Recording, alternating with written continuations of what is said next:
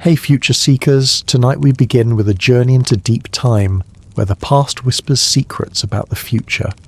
Tonight we ask a question that humankind has pondered for centuries. Could a meteor strike like the one that ended the age of the dinosaurs happen again? And if it did, what might our world look like? We will drift gently through time, exploring the rise and fall of creatures that roamed our Earth millions of years ago, the cosmic forces that shaped our planet, and the possibilities of what may lie ahead. This journey is as much about understanding our place in the universe as it is about discovering the calm wonder of nature's rhythms. Before we settle in and begin our peaceful journey into the future, take a moment to like this video and subscribe. Only if what I share here truly resonates with you. Your support helps me create more of these stories, and if you feel like it, let me know where you're tuning in from and what time it is. It's always fascinating to see the many corners of the world where we connect. Now, dim the lights, make yourself comfortable, and let's ease into tonight's journey together as we explore what lies ahead. Close your eyes for a moment and imagine a world unlike anything you see today. A world lush with green forests, vast swamps and sparkling inland seas. This is Earth, around 66 million years ago, in the late Cretaceous period. Towering conifers and flowering plants created a vibrant canopy, while rivers and shallow seas teemed with fish and crustaceans. The air carried a mix of damp earth and the perfume of blooming flowers. Dinosaurs, the magnificent rulers of this ancient world, moved across the land in staggering variety. Imagine the gentle, long-necked herbivores, grazing peacefully on treetops and ferns, their slow movements creating a rhythm to the forest. Not far away, agile predators, sharp-eyed, quick, and precise, moved like shadows through the undergrowth. Life was a delicate balance of power, survival and adaptation. But life was not confined to land alone. Above, in the skies, giant pterosaurs glided gracefully, their leathery wings catching the warm-up drafts. In the seas, immense mosasaurs and plesiosaurs ruled the waters, hunting fish and smaller marine reptiles with practiced precision. Even tiny insects buzzing amid flowers played a critical role in pollination and the ecosystem's rhythm. Geology shaped this world as much as the creatures themselves. Continental plates drifted slowly but inevitably, forming shallow seas, towering mountains and deep valleys. Volcanoes occasionally erupted, releasing plumes of ash and gases, reminding the Earth's inhabitants of the volatile planet beneath their feet. The climate was warmer than today, with no polar ice caps, and the seasons were mild, almost eternal. But as you breathe in this ancient world, sense a subtle tension in the atmosphere. For all its beauty, this was a world on the edge.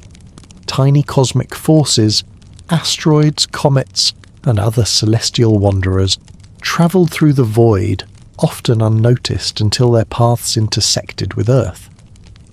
One of these wanderers would eventually write a sudden, dramatic end to this chapter of life, changing the course of evolution forever.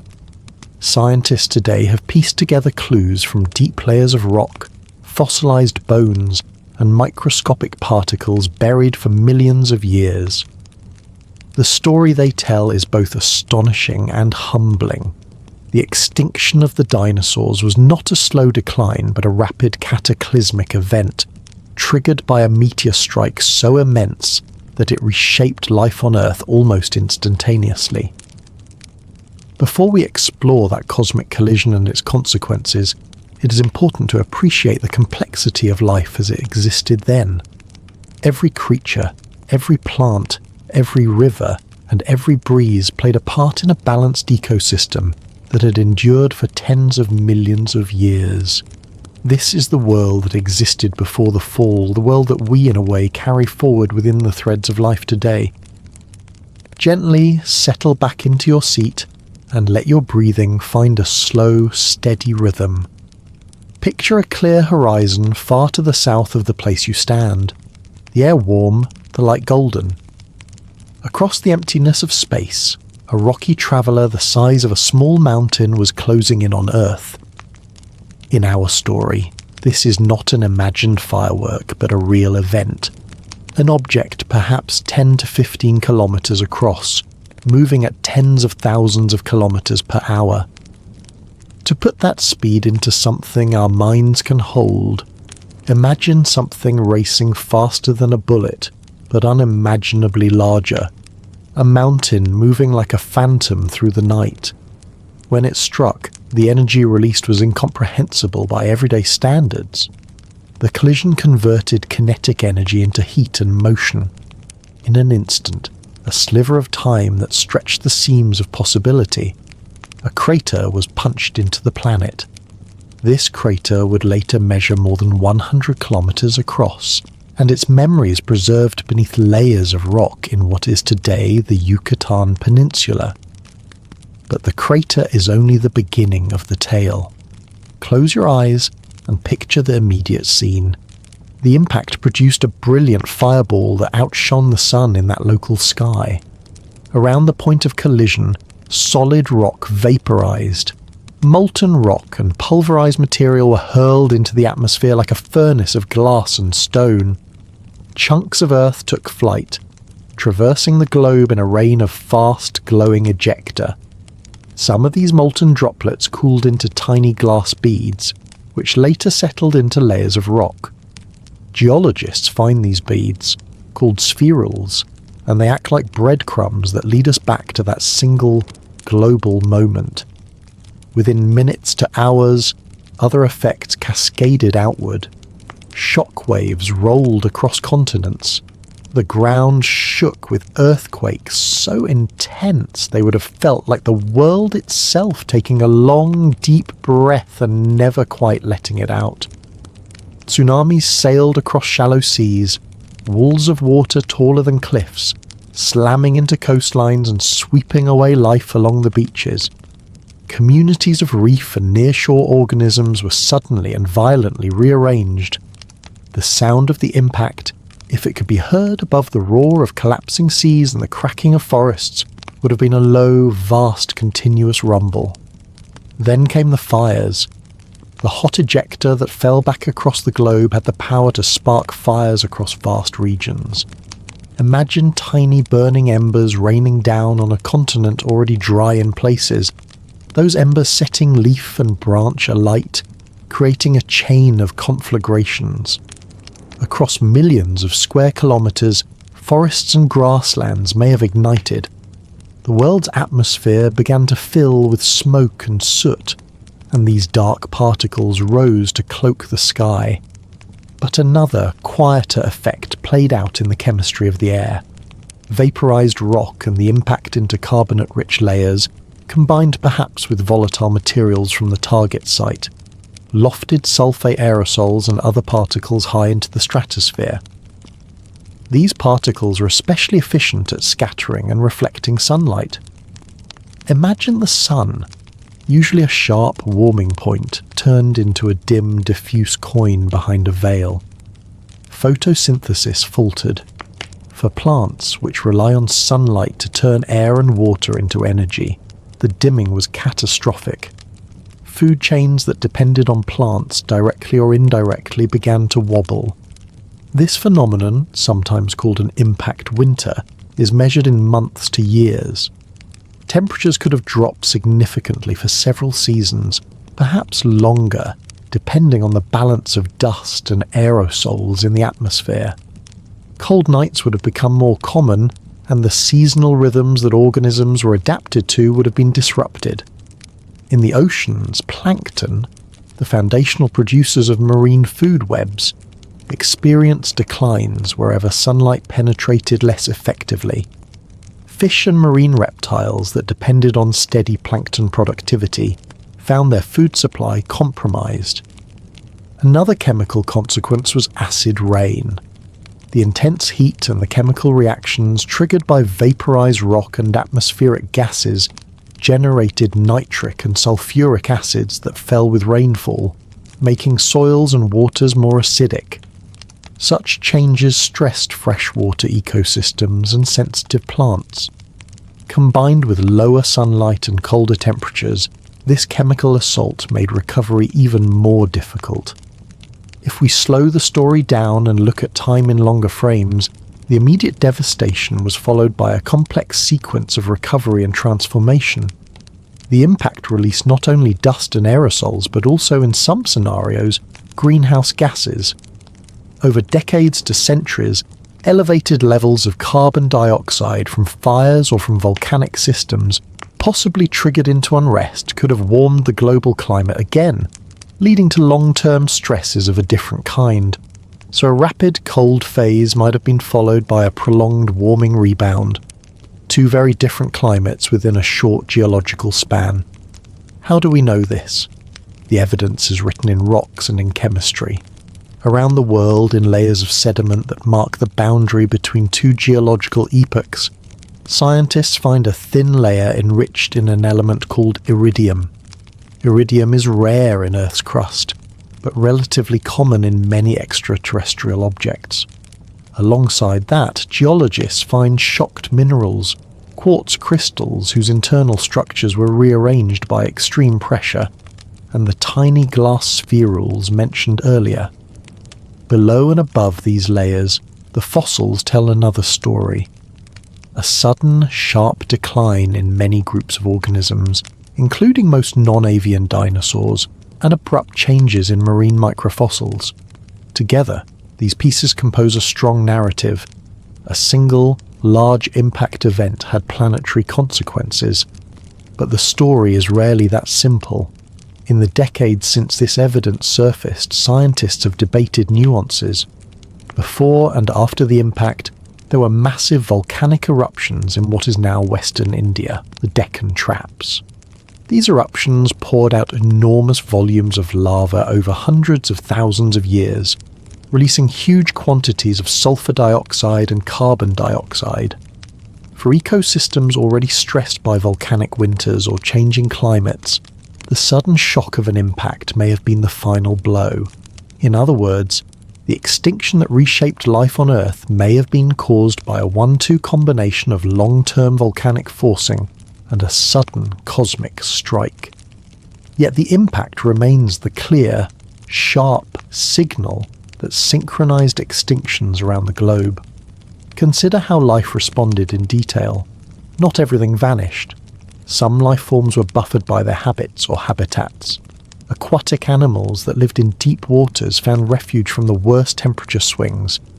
Creatures that burrowed or lived underground were sheltered from fire and the immediate heat pulse. Small-bodied animals, with lower caloric needs and more adaptable diets, had an ecological advantage. Birds, living descendants of a group of theropod dinosaurs, preserved parts of the dinosaur legacy in their feathers and songs. Mammals, small and often nocturnal or crepuscular, found niches to survive and slowly diversify in the empty space left behind. Imagine a quiet nighttime scene just after the fires. A small shrew-like mammal emerging from a burrow to forage in a landscape stripped of its tallest trees. The world is dim, starlit and raw, but there is opportunity in the newly opened niches. Over millions of years, these small forms evolved into broader branches of life, giving rise eventually to the mammals that would include us. That is an arc of hope sown into catastrophe. From dramatic loss came evolutionary opportunity. As we trace this sequence of destruction and slow recovery, it's useful to remember scales of time. The initial blast and its most violent consequences unfolded over minutes, hours, and weeks. The darkened skies and collapsed food chains altered ecosystems over months to years.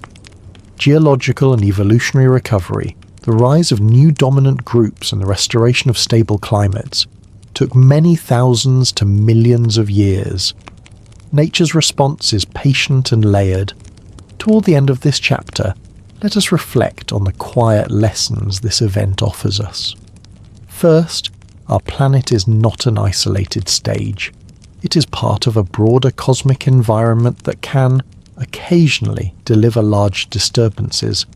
Second, life's vulnerability and resilience can exist side by side, a reminder that sudden catastrophe does not always mean permanent annihilation. And finally, this story is not closed. The same physics that caused the dinosaur extinction still operates in the solar system today. There are still asteroids and comets that cross Earth's orbit. That realization can feel unsettling, or it can feel like a call to curiosity, to understand, to prepare, and to marvel at the thin, precious thread of life that persists in a vast universe.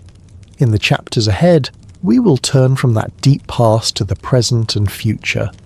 We will ask, how likely is a similar strike today? How would modern civilization fare? What early warning systems and technology do we have that could change the outcome? And importantly for our quiet journey tonight, we will explore how humanity might respond, not with panic, but with the deliberate, calm ingenuity that characterizes our species.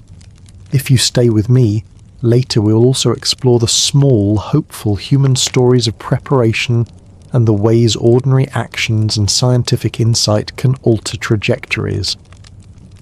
Imagine a calm night, the kind where the air feels almost like a soft blanket. Above you, tiny sparks fall every hour. Not hot coals, but dust and sand-sized particles that have drifted through space for millions of years. Most disappear harmlessly, turning into brief, beautiful streaks across the sky. This is the smaller scale of what we call cosmic impacts, micrometeoroids and dust that our planet collects by the ton each day. Scientists estimate that Earth gathers more than 100 tons of this material every day, a quiet and steady rain of space that carries no drama, but a quiet, constant reminder that we float inside a busy solar system. From that gentle drizzle come the brighter, rarer fireworks. About once a year, an automobile-sized rock, small by cosmic standards, plunges into Earth's atmosphere and creates a spectacular fireball. These events typically end with the object burning up before it reaches the ground. They're impressive to see, sometimes startling, but they rarely cause harm. The next step up the ladder of size, however, can have much more dramatic local effects. In 2013, a meteor roughly 17 to 20 meters across exploded over Chelyabinsk, Russia. The airburst released energy comparable to hundreds of kilotons of TNT, shattered windows across the city, and injured over 1,000 people, mostly from glass fragments and the shock wave. Chelyabinsk is a modern, human-scale reminder that even relatively small objects can surprise us when they arrive unannounced. If we continue upward in size, we reach the Tunguska scale, objects tens of meters wide that can produce explosions measured in megatons of TNT. In 1908, something exploded above a remote region of Siberia, flattening forests across hundreds of square miles. Scientists studying Tunguska still debate exact numbers, but modern reconstructions estimate the energy at levels comparable to several megatons, enough to level vast tracts of forest and send a shock wave around the globe.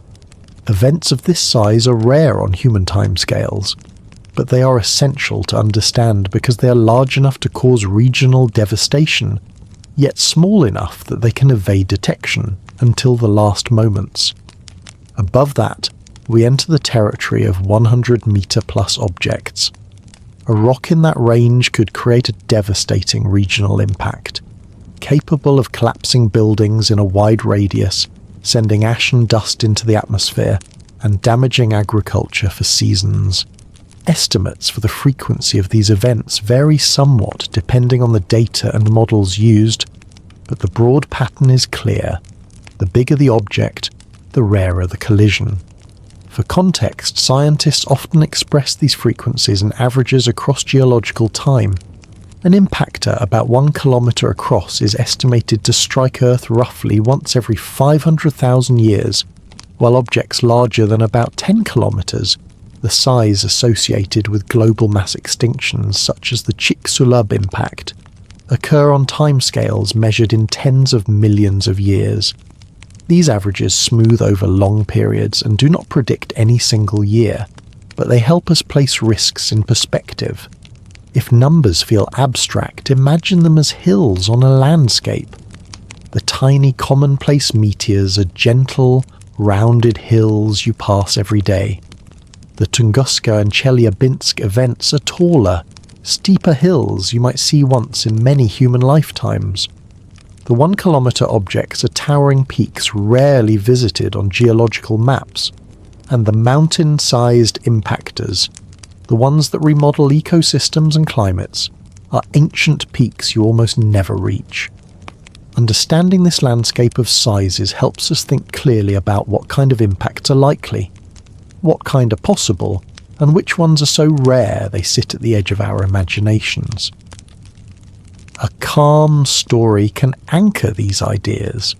On the morning of February 15, 2013, residents of Chelyabinsk woke to a bright light and a sudden, thunderous boom. Windows shattered in apartment buildings as the shockwave swept through the city. People reported ringing ears, shattered glass, and a sky filled with smoke and dust. Emergency services rushed to help the injured. Journalists and scientists later pieced together data from infrasound sensors, dashcams and satellites to estimate the size and energy of the incoming rock. That human scene, the ordinary routines interrupted by a cosmic visitor, is one reason Chelyabinsk remains so important. It taught the world about vulnerabilities in populated areas and reminded us how much depends on detection and preparedness. We also owe much of our modern understanding to long-term observation and cataloguing of near-Earth objects, NEOs. Telescopes and surveys around the world scan the skies, searching for objects whose orbits bring them close to Earth. These programs are good at finding the larger, brighter bodies, kilometre-scale asteroids, but much smaller objects can be harder to spot, especially if their approach direction comes from the daylight side of Earth. Over recent decades, sustained observation has transformed an area once full of guesswork into a field of increasing certainty. We now know many of the largest objects that could threaten civilization, and new space-based observatories planned for the near future will make that net even finer and more comprehensive. Another steady principle is the inverse relationship between size and impact frequency.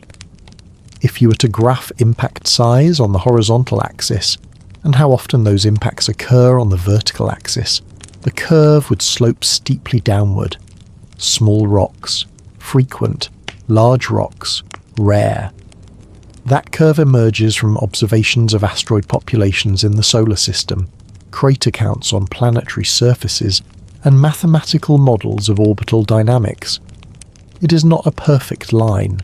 Some uncertainty remains in certain size bands, but it is robust enough for planning. We know where to concentrate detection efforts, and what kinds of mitigation strategies are likely to be effective.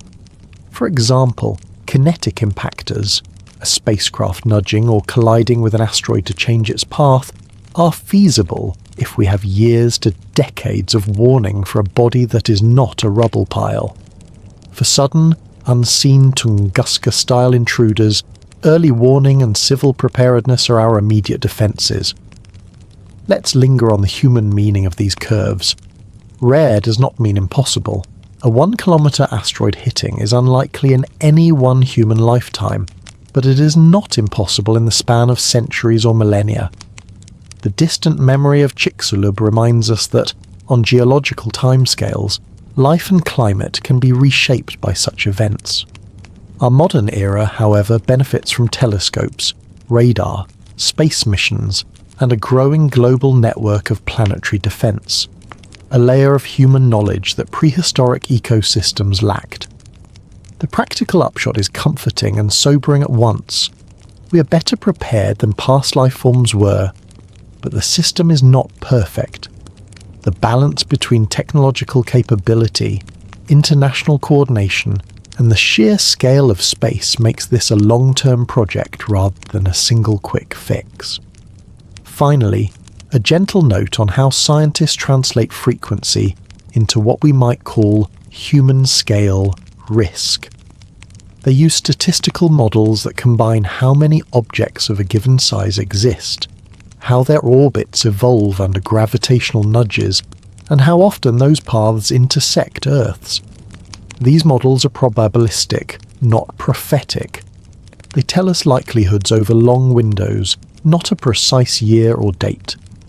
In everyday terms, this means we can say with reasonable confidence that catastrophic global-scale impacts are exceedingly rare, once every many millions of years, while smaller but still dangerous impacts are more likely on historical scales. Those are the ones that shape policy, observation programs, and public preparedness. As the chapter closes, let your mind picture a calm horizon where scientists watch the sky like thoughtful gardeners watching weather. They classify, measure, and estimate. They turn observation into action. In the next chapter, we will gently explore our detection systems, the telescopes and missions at work today, and how the scientific community transforms observation into a plan, from catalogues to potential deflection strategies.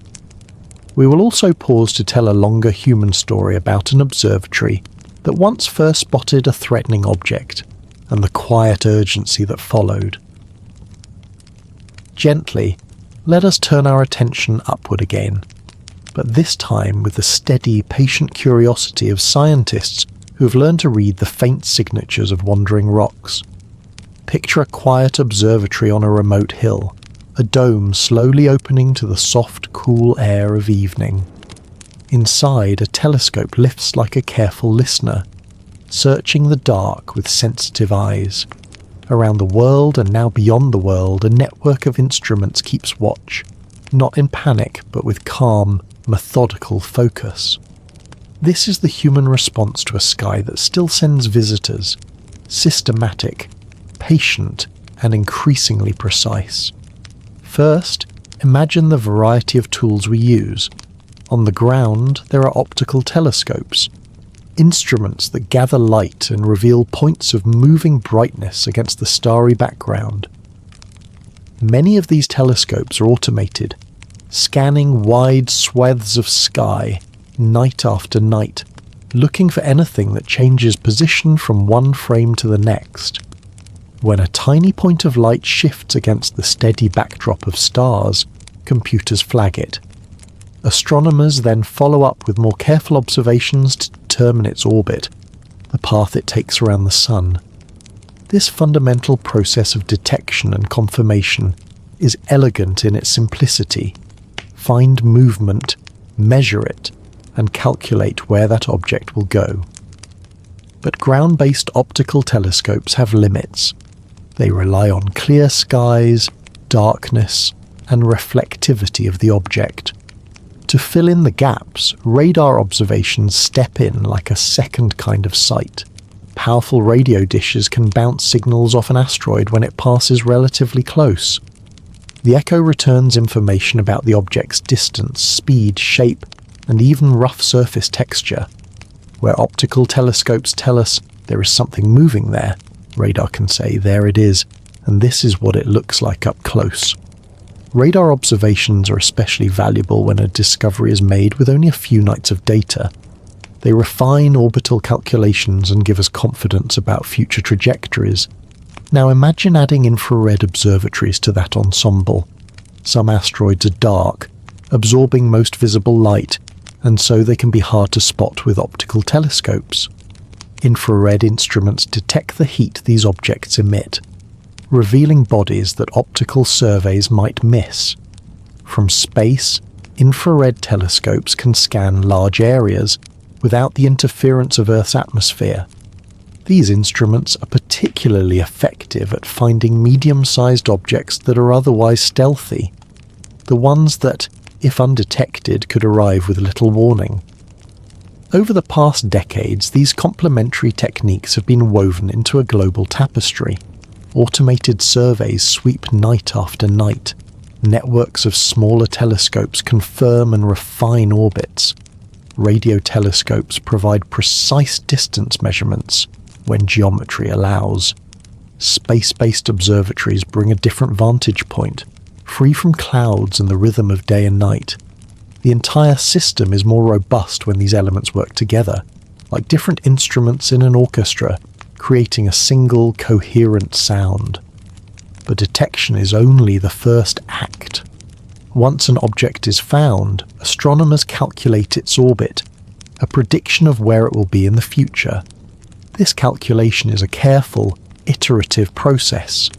Early measurements give a preliminary path. More observations reduce uncertainty and tell whether the object's orbit intersects Earth's path at a particular time. The more observations gathered over longer periods, the narrower the cone of possibilities becomes. In practical terms, a newly discovered asteroid will often shift from a vague concern to a well-understood object, with clear predictions as weeks and months of data accumulate. There is also an international choreography to how this information is shared. Observatories around the globe report discoveries to central hubs that collate the data. These hubs act as calm clearinghouses, filtering observations, refining orbits, and issuing alerts when an object requires further attention. This coordination is quiet and methodical. It relies on shared standards, steady communication, and the habit of science to verify and re-verify. The system is designed to avoid alarmist leaps, favouring accurate, cautious updates that build trust and prepare authorities without panic. Imagine now a specific human-scale story of discovery. Not dramatic, but instructive. A small survey telescope, part of an automated program, notices a faint object that moves against the stars over 2 consecutive nights. The software flags it and posts the coordinates to a shared bulletin. Within hours, larger telescopes are trained on that patch of sky to gather more observations. Days later, the orbit is known well enough to say that the object will pass at a comfortable distance from Earth, perhaps even inside the orbit of the Moon, but harmless. The sequence from detection to reassurance took only days, because the system is built to act swiftly and collaboratively. This is not an isolated scenario. It is the modern pattern: early detection, rapid follow-up, and a steady narrowing of uncertainty. That pattern is the backbone of planetary defence. It is also reassuring to know that many observatories now operate with an eye toward long lead times. The most effective defence against any sizable asteroid is early knowledge. If we know about a hazardous object years or decades before a predicted close approach, there is time to plan, to design and launch a mission that could nudge its orbit imperceptibly over time. The longer the warning, the less force is needed to alter a trajectory. A gentle push repeated over years is more effective and safer than a frantic last-minute attempt. That principle is comforting thought. Early observation buys simplicity in response. Yet not all arrivals announce themselves politely. Some small bodies approach from directions difficult to observe, such as from near the sun's glare, or they are simply too faint until they are close. Those scenarios make the case for a variety of complementary systems: larger surveys, improved infrared coverage, and even space-based telescopes positioned to watch regions of the sky that ground-based systems cannot. In addition, the global community continues to improve algorithms and computing power that sift through huge amounts of data to identify potential threats more efficiently. The progress is gradual and cumulative, the kind of steady improvement that suits a long-term human project. Another soft, practical layer of preparedness is civil planning. Detection can tell us if a given region might be in harm's way, and that information can guide sensible civil responses, targeted evacuations, reinforcement of critical infrastructure, or temporary changes in activity to reduce exposure. These measures are not theatre. They are grounded in classical disaster management, and can be executed without hysteria, when the science provides clear, timely information. In thinking about human responses, it helps to remember that the aim is to preserve life and stability, and that measured, honest communication is a crucial part of that aim. Finally, let us consider the human spirit that animates these instruments. The people who build surveys, operate telescopes, and design response plans are motivated by a mixture of curiosity, caution, and care. Their work is patient. Nights of scanning, days of data processing, and years of refining techniques. There is a quiet dignity in that work, the kind of steady vigilance that keeps watch over our shared home.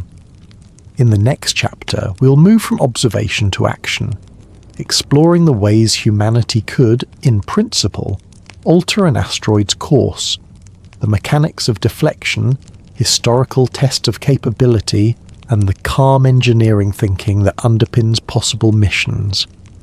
Before we finish this chapter, take a moment to breathe with the rhythm of the observatory dome opening and closing. Imagine the telescopes blinking softly as clouds pass and seasons change. The global network of watchers trading data like lighthouse keepers sharing signals in the fog. That steady, cooperative attention is among our best assets when it comes to understanding and managing the cosmic visitors that cross our path. Now that we have gently walked through the world of observation, let us settle deeper into the question many people quietly wonder. If a dangerous asteroid were ever discovered on a collision course with Earth, could we do anything about it? The answer, softly and steadily, is yes, in principle, and perhaps even in practice. Humanity is beginning to test the very methods that one day could protect us. Picture an ancient story. A shepherd guiding a wandering animal not by force but with steady nudges over time. This image is a good way to understand asteroid deflection. The idea is not to smash a rock out of the sky in a dramatic last-minute act, but to change its path long before it becomes a danger. If an asteroid's trajectory is altered even slightly, just a fraction of a degree, just a shift of meters per second, and if that change occurs years before impact, then over time the altered orbit means the asteroid will miss Earth entirely. Gentle guidance, not destruction, is the most effective strategy. One of the most studied methods is the kinetic impactor. Imagine sending a spacecraft into space, guiding it across millions of kilometers and colliding it directly with the asteroid. The impact itself would not shatter the rock. Most asteroids are too large for that, and breaking them apart could actually increase risk by creating multiple hazardous fragments. Instead, the collision transfers momentum, giving the asteroid a tiny push. If done early enough, this small adjustment becomes a large miss in the future. This is not just theory. In 2022, NASA tested this approach with a DART mission, Double Asteroid Redirection Test. The spacecraft deliberately crashed into a small moonlet orbiting the asteroid Didymos. The impact was carefully measured, and telescopes on Earth observed the result. The orbit of the moonlet shortened. For the first time in history, humans changed the path of a celestial body. The experiment was small-scale and the asteroid was never a threat, but the success gave scientists a tangible proof that nudging an asteroid is not science fiction. It is science fact. Another possibility is called the gravity tractor. Here, no collision is needed. Instead, a spacecraft would fly alongside the asteroid for years, using its own gravitational pull to tug gently on the rock. The effect is minute, but over long time scales, it could be enough to shift the trajectory. This method is slower and requires patience, but it has the advantage of control. Engineers could fine-tune the path by adjusting the spacecraft's position and thrust. There are also more dramatic proposals, such as using nuclear devices. Contrary to popular imagination, the goal here would not be to blow the asteroid apart like in a movie. Instead, a nuclear detonation near the asteroid could vaporize part of its surface, creating a burst of gas and ejecta that act like a natural thruster. This push could alter the orbit. The approach is powerful but comes with risks, political, technical, and the possibility of fragmenting the asteroid if not done carefully. For these reasons, nuclear options are generally considered a last resort, reserved for short warning scenarios where gentler methods would not suffice. There are also more imaginative ideas still in the realm of speculation. Some scientists have suggested painting part of an asteroid's surface white, or covering it with reflective material. Over time, the uneven heating from sunlight, what scientists call the Yarkovsky effect, could alter its orbit. Others propose attaching solar sails or using focused lasers to create small jets of gas. These concepts may sound futuristic, but they are grounded in real physics. The challenge is not whether they would work, but whether we could deploy them reliably on the timescales needed. The key, always, is time. The earlier an object is discovered, the more options exist, and the more gentle the intervention can be. With decades of warning, a single kinetic impactor or gravity tractor could be enough. With only years, larger interventions, perhaps involving multiple spacecraft, might be required. With months or less, the options become fewer, and civil defense, evacuation and preparation would be the only realistic measures. To put this into perspective, imagine a scenario. A survey telescope detects a 300-meter asteroid on a path that, in 25 years, could intersect Earth. Calculations show the odds of impact are not yet certain but high enough to warrant action. With that much time, engineers could design a kinetic impactor mission, perhaps even several, to give multiple nudges. Each collision shifts the orbit slightly, and after years of careful monitoring, the asteroid is safely diverted. The world watches, not with panic, but with quiet focus. This is the future scientists envision: calm preparation, steady collaboration, and the use of technology to bend destiny away from disaster. Deflection is not just about technology, though. It is also about politics, cooperation, and trust. The Earth does not belong to one nation, and a potential impactor would not respect borders. Any deflection mission would require international agreement, coordination, and shared resources. Who decides to act? Who builds the mission? How are responsibilities shared? These questions are as important as the engineering ones, and they remind us that planetary defense is not just a scientific challenge, but a deeply human one. As we close this chapter, imagine again the shepherd guiding the wandering animal. Picture a spacecraft, small compared to the vast asteroid it faces, quietly altering a cosmic path. No explosions, no drama, just the steady application of knowledge and foresight.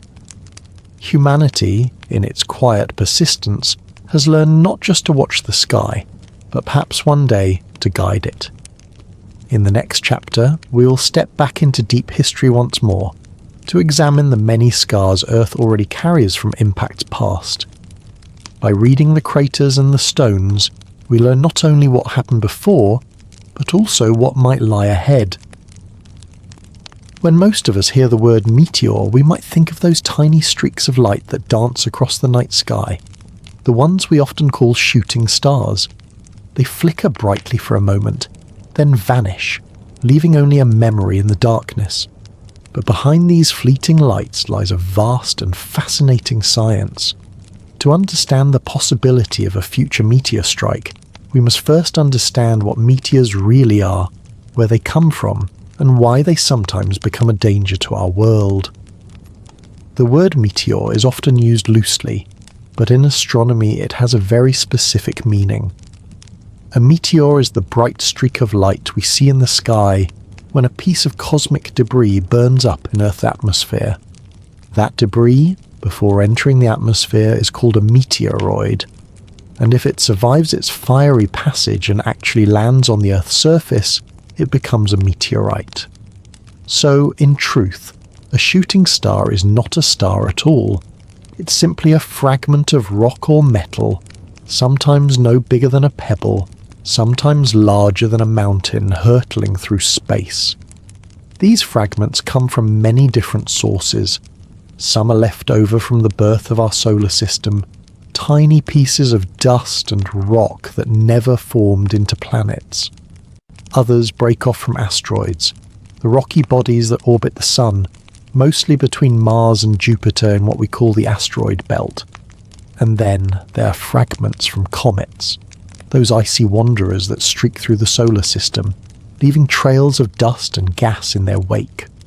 Over time, Earth passes through those dusty trails, and each grain of comet dust burns up in our atmosphere, creating meteor showers like the Perseids or the Leonids, gentle, harmless celestial fireworks.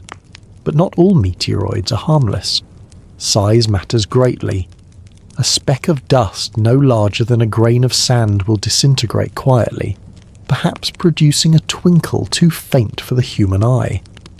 A rock the size of a football might create a brilliant fireball, exploding in the sky with a thunderous sound.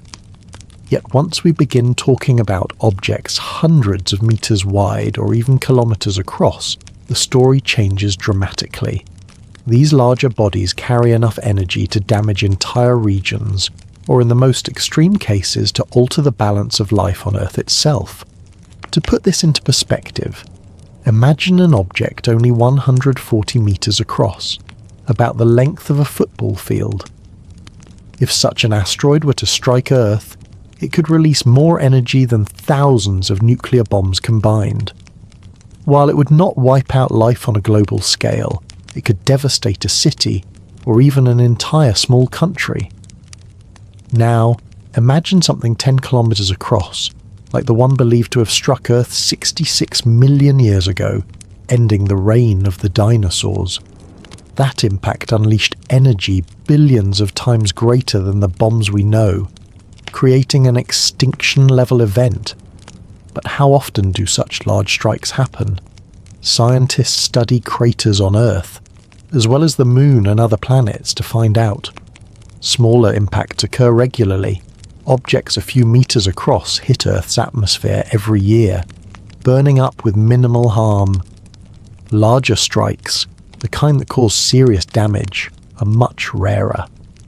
An asteroid about 50 meters wide struck Siberia in 1908, in what we call the Tunguska event, flattening thousands of square kilometers of forest. Even that was not large enough to cause global catastrophe. Truly massive impacts like the one that ended the dinosaur era are thought to occur only once every tens of millions of years. Rare, yes, but not impossible. To give you a clearer picture, imagine Earth as a house in a quiet neighborhood. Every so often a pebble hits the roof, loud but harmless. Every few centuries, a large stone might crash through a window, causing serious damage. And once in a very long while, a boulder so massive and unstoppable rolls down the street and smashes through the house entirely. That is the scale of risk we face, mostly small, occasional nuisances, but with the ever-present possibility of a rare, devastating event. This is why scientists and astronomers dedicate enormous effort to studying meteors and their origins. Each shooting star we see is not just a pretty light, it is a messenger, reminding us that Earth is not alone in space. We live in a cosmic neighborhood filled with wandering rocks, some small, some massive, and all moving silently in the great dark sea of the solar system. And so, as we continue on this journey tonight, let us remember, meteors are not only symbols of wonder, but also reminders of Earth's vulnerability. The sky above us holds both beauty and danger, and to understand our future, we must first learn the language of these falling stars. Imagine this. It's a quiet summer morning in 1908, deep in the endless wilderness of Siberia. The land here is vast, empty, and wild. Thick forests stretch for hundreds of kilometers. Rivers carve their way through lonely plains. Very few people live here, mostly hunters, reindeer herders, and small communities who live in close connection with the land. Life is simple. The world is still. But on one strange day, the silence of Siberia was broken by something no one had ever seen before. It was June 30th, 1908. At around 7:17 in the morning, the sky suddenly came alive. Witnesses reported a blinding light racing across the heavens. Some said it looked like a glowing ball of fire brighter than the sun itself. Others described it as a trail of white-blue light stretching across the sky like a sword of fire. A few moments later, the earth trembled. A massive explosion shook the land. It was so powerful that people hundreds of kilometers away were knocked off their feet. Windows shattered. Horses and cattle collapsed in fright. Villagers thought the world was ending. The blast created shock waves that circled the planet, yes, circled the entire Earth twice. And yet, here is the strangest part. No crater was ever found. What exactly happened in Tunguska that day? Scientists now believe it was caused by a space rock, perhaps 50 to 60 meters wide, roughly the size of a 10-story building. Instead of striking the ground, it exploded in the atmosphere about 8 kilometers above the Earth's surface. This explosion released energy equal to about 15 million tons of TNT, 1,000 times more powerful than the atomic bomb dropped on Hiroshima. The result was devastating. Over 80 million trees were flattened across an area of 2,000 square kilometers. Imagine a forest the size of a major city, completely wiped out in an instant. Trees lay in neat rows, all pointing away from the blast's center, like matchsticks knocked down by a giant hand. Yet strangely, very few human lives were lost. That was only because Tunguska was so remote. If the same event had happened over a city, the destruction would have been unimaginable. Millions could have died. The Tunguska event became one of the greatest natural mysteries of the 20th century. For years, no scientists were able to reach the site. It was too far, too isolated, too wild. It wasn't until 1927, almost 20 years later, that a Russian scientist named Leonid Kulik finally led an expedition to the area. What he found shocked the world.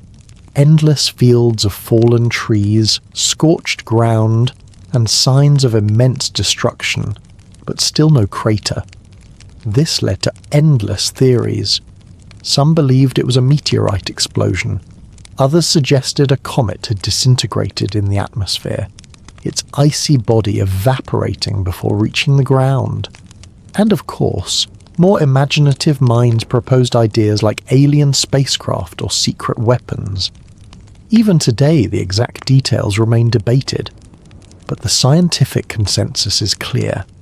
A cosmic object entered our atmosphere, and its mid-air explosion caused one of the largest natural disasters in recorded history. But Tunguska was more than just a mystery. It was also a warning. For the first time in modern history, humanity witnessed the destructive power of a meteor up close. This was no story from ancient myths. It was not something buried deep in geological time, like the extinction of the dinosaurs. It was real, it was recent, and it showed us how fragile life on Earth truly is. The event changed the way scientists thought about meteors and asteroids. Before Tunguska, many believed that space rocks were too small or too rare to pose a real threat. But after seeing the devastation in Siberia, astronomers began to take the danger more seriously. They realized that if a meteor just 50 meters wide could flatten an entire forest, then larger ones could threaten entire civilizations. And so, Tunguska became more than just a mystery. It became a symbol, a reminder that Earth is not an isolated world, but part of a larger cosmic system. A place where rocks and ice wander endlessly, sometimes harmless, sometimes catastrophic. Even today, the the Tunguska event continues to inspire scientists. Modern satellites and telescopes are constantly watching the skies, searching for objects that could pose a similar danger. Tunguska taught us that we cannot ignore the heavens. The universe is vast and beautiful, but it is not always gentle. As we move forward in this journey, let us keep this lesson close. 100 years ago, a lonely forest in Siberia was destroyed in an instant. What saved humanity was not our strength, not our technology, but simply luck. Close your eyes for a moment and picture a quiet winter morning in Russia. The date is February 15th, 2013, and the city is Chelyabinsk, a modern industrial hub tucked into the Ural Mountains. Snow covers the rooftops. The streets are filled with people heading to work. Children are preparing for school and traffic flows normally. It seems like just another ordinary Friday. But above their heads, the sky's about to open in the most unexpected way. At 9:20 a.m., without warning, a blinding streak of light cuts across the sky. People look up, confused. Some think it's a military missile. Others believe it's a plane on fire. But in reality, it's something far more ancient and powerful. A meteor racing through the atmosphere at an unimaginable speed, over 19 kilometers per second. That's faster than a bullet. Within seconds, the bright light grows into a fireball. The air itself roars as the meteor compresses it, heating to thousands of degrees. A long, glowing trail appears behind it, stretching across the morning sky like a white scar. Dashcam cameras, common in Russian cars, capture the entire event in stunning detail, making it the first time in history that a major meteor strike was filmed by thousands of people in real time. And then it happens. The meteor explodes high in the atmosphere, about 30 kilometers above the ground. The explosion is massive, releasing the energy of about 500,000 tons of TNT. That's 30 times stronger than the Hiroshima bomb. At first, there's silence. People stare in awe at the glowing trail left in the sky. Many even step outside to watch, unaware of what's coming. And then, a minute later, the shockwave arrives. Windows shatter in buildings across the city. Glass rains down on the streets. Walls crack. Doors are blown open. The sound is deafening, like 1,000 cannons firing at once. Over 1,500 people are injured, most of them cut by flying glass as they stood near windows to watch the fireball. And yet, despite the chaos, no one is killed. Why? Because like Tunguska, the meteor exploded before reaching the ground. Scientists call this an airburst, when the friction and pressure of the atmosphere causes a meteor to disintegrate violently in mid-air. If the Chelyabinsk meteor, which was about 20 meters wide and weighed more than 13,000 tons, had made it all the way to the surface, the city might not exist today. The Chelyabinsk event stunned the world. Unlike Tunguska, which happened in a remote wilderness, this time the meteor struck a modern city full of cameras, smartphones, and instant global communication. Videos of the fireball spread across the internet within hours, and suddenly the entire planet was reminded of a truth we often forget. Meteors are not just ancient history. They're still with us, still falling, still powerful. Scientists quickly rushed to study the event. Fragments of the meteor were found in frozen lakes and scattered fields.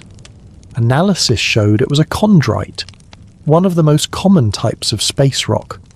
Ordinary in composition, extraordinary in impact. But the Chelyabinsk meteor did more than just injure people and shatter glass. It shook humanity awake. Governments, space agencies, and scientists began asking new questions. How many more of these meteors are out there? Could we detect the next one before it arrives? Do we have the technology to stop a bigger one? The truth was sobering. The Chelyabinsk meteor had come from the direction of the Sun. This made it almost impossible for telescopes on Earth to see it in time. It slipped past our cosmic watchtowers unnoticed, only revealing itself when it exploded over a city of 1 million people. This realization changed everything. If a 20-meter rock could injure thousands and cause millions of dollars in damage, what would happen if the next one was larger? For the first time in decades, the world began to seriously invest in planetary defense, new telescopes, new satellites, and even experimental plans to deflect asteroids. Chelyabinsk showed us that we could no longer depend on luck. We had to prepare, and perhaps this is the most important lesson of all. The universe is ancient, vast, and filled with wandering stones. For billions of years, Earth has been their target, their canvas. From the extinction of the dinosaurs, to the mysterious blast at Tunguska, to the fireball over Chelyabinsk, meteors have shaped our past. The question now is, will they also shape our future? After Chelyabinsk, the world realized that meteors are not just ancient relics, they are a present danger. For the first time in history, governments, scientists, and even ordinary citizens began asking the same urgent question.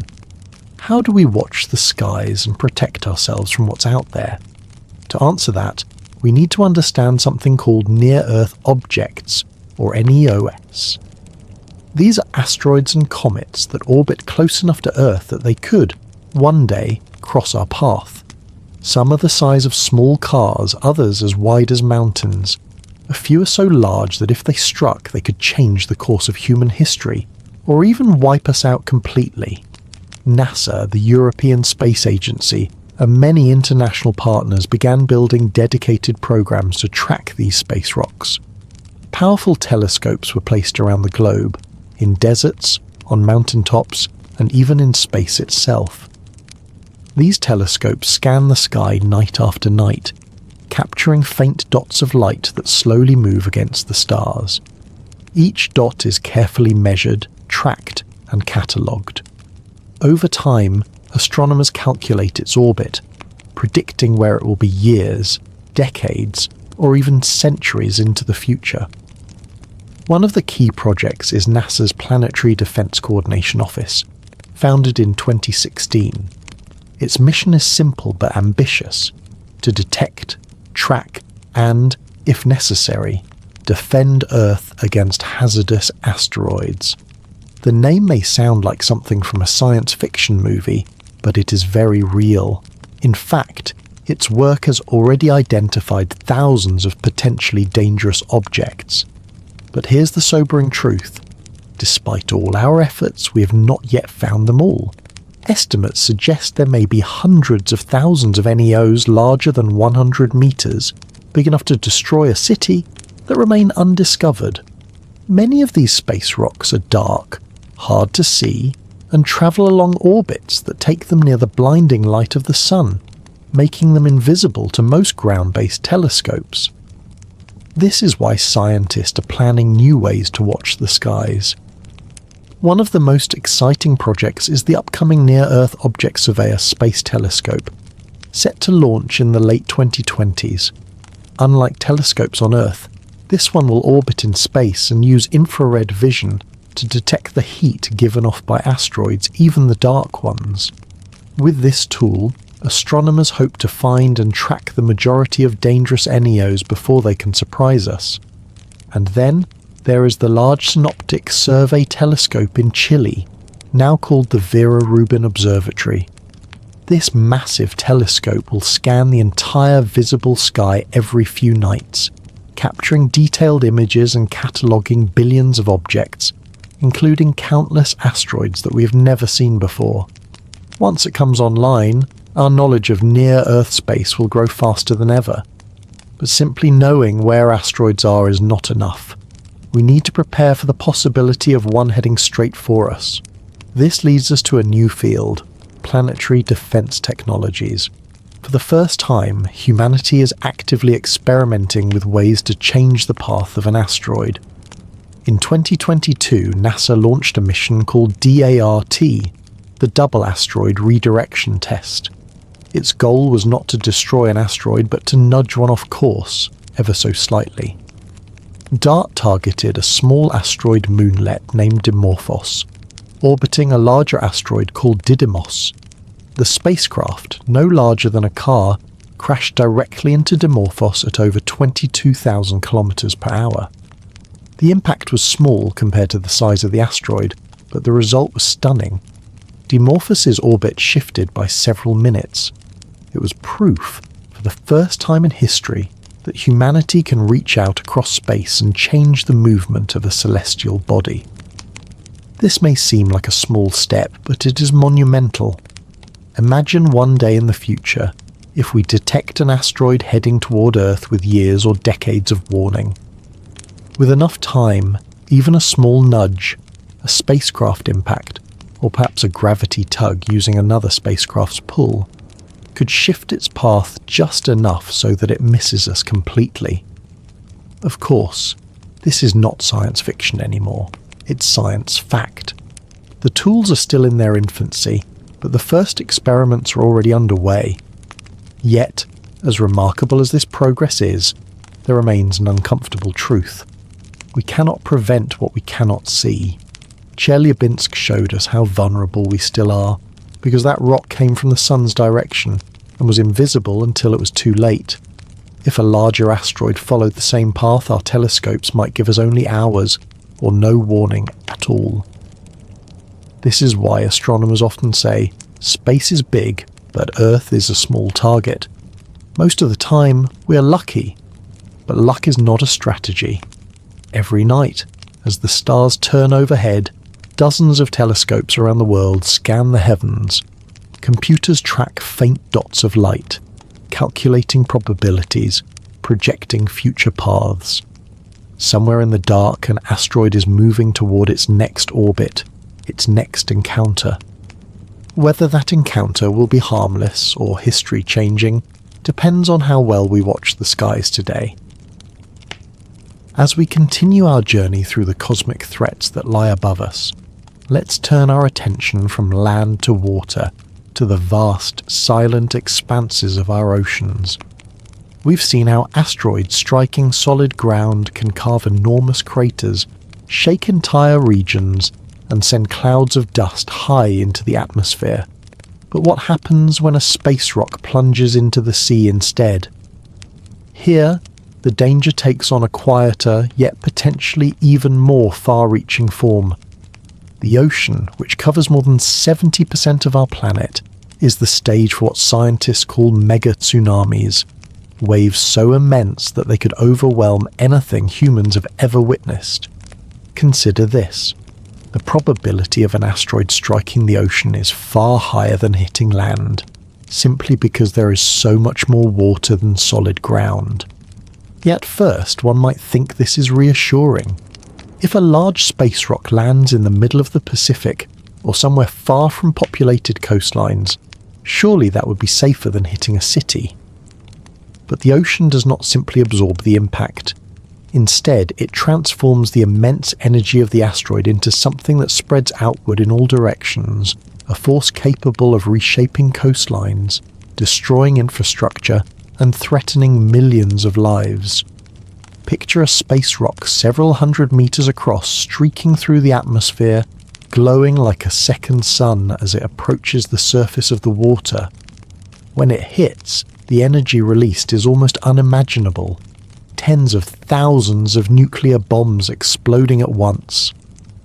Unlike land, which absorbs some of the impact, the ocean transmits this energy outward, creating a massive displacement of water. Towering waves surge upward and outward, rippling across hundreds of kilometers, carrying devastation with them. These are not ordinary tsunamis like the ones generated by earthquakes, but mega tsunamis born from a sudden, explosive interaction of celestial energy with our planet's oceans. Waves could reach heights of hundreds of meters near the impact site, dwarfing anything humans have experienced in recorded history. The reach of such waves is another concern. Water moves fluidly, carrying energy vast distances. An asteroid striking the Atlantic, for example, could send waves racing across entire continents, reaching Europe, Africa, and the Americas within hours. Cities built along coasts, New York, Rio de Janeiro, Lagos, or London, could face catastrophic flooding. Low-lying regions might be submerged for kilometres inland, and the series of waves arriving minutes apart could extend the disaster over hours, leaving destruction in repeated pulses. Though we have never witnessed a true asteroid-triggered tsunami, smaller analogues give us hints of the potential danger. In 1958, Lituya Bay in Alaska experienced a massive landslide that sent a wave 524 metres high, surging through the fjord. The energy displaced by the landslide obliterated trees and reshaped the shoreline. If such forces can be unleashed by the movement of mountains of rock, imagine the energy released when a celestial object, travelling at tens of kilometres per second, strikes the ocean. The results are almost impossible to visualise, yet they remain firmly within the bounds of physics. Beyond the immediate waves, the aftermath of an ocean impact carries additional threats. Saltwater inundation would poison freshwater supplies and farmland, disrupting ecosystems and food sources. The initial explosion could generate hurricane-force winds and shock waves over thousands of kilometres. A large enough impact could propel dust, steam and aerosols into the atmosphere, temporarily blocking sunlight, cooling the planet and triggering short-term climate disruption. Modern civilization, reliant on coastal infrastructure and trade networks, could see entire economies paralysed almost instantly. And there is another sobering thought. Human populations are naturally drawn to coasts.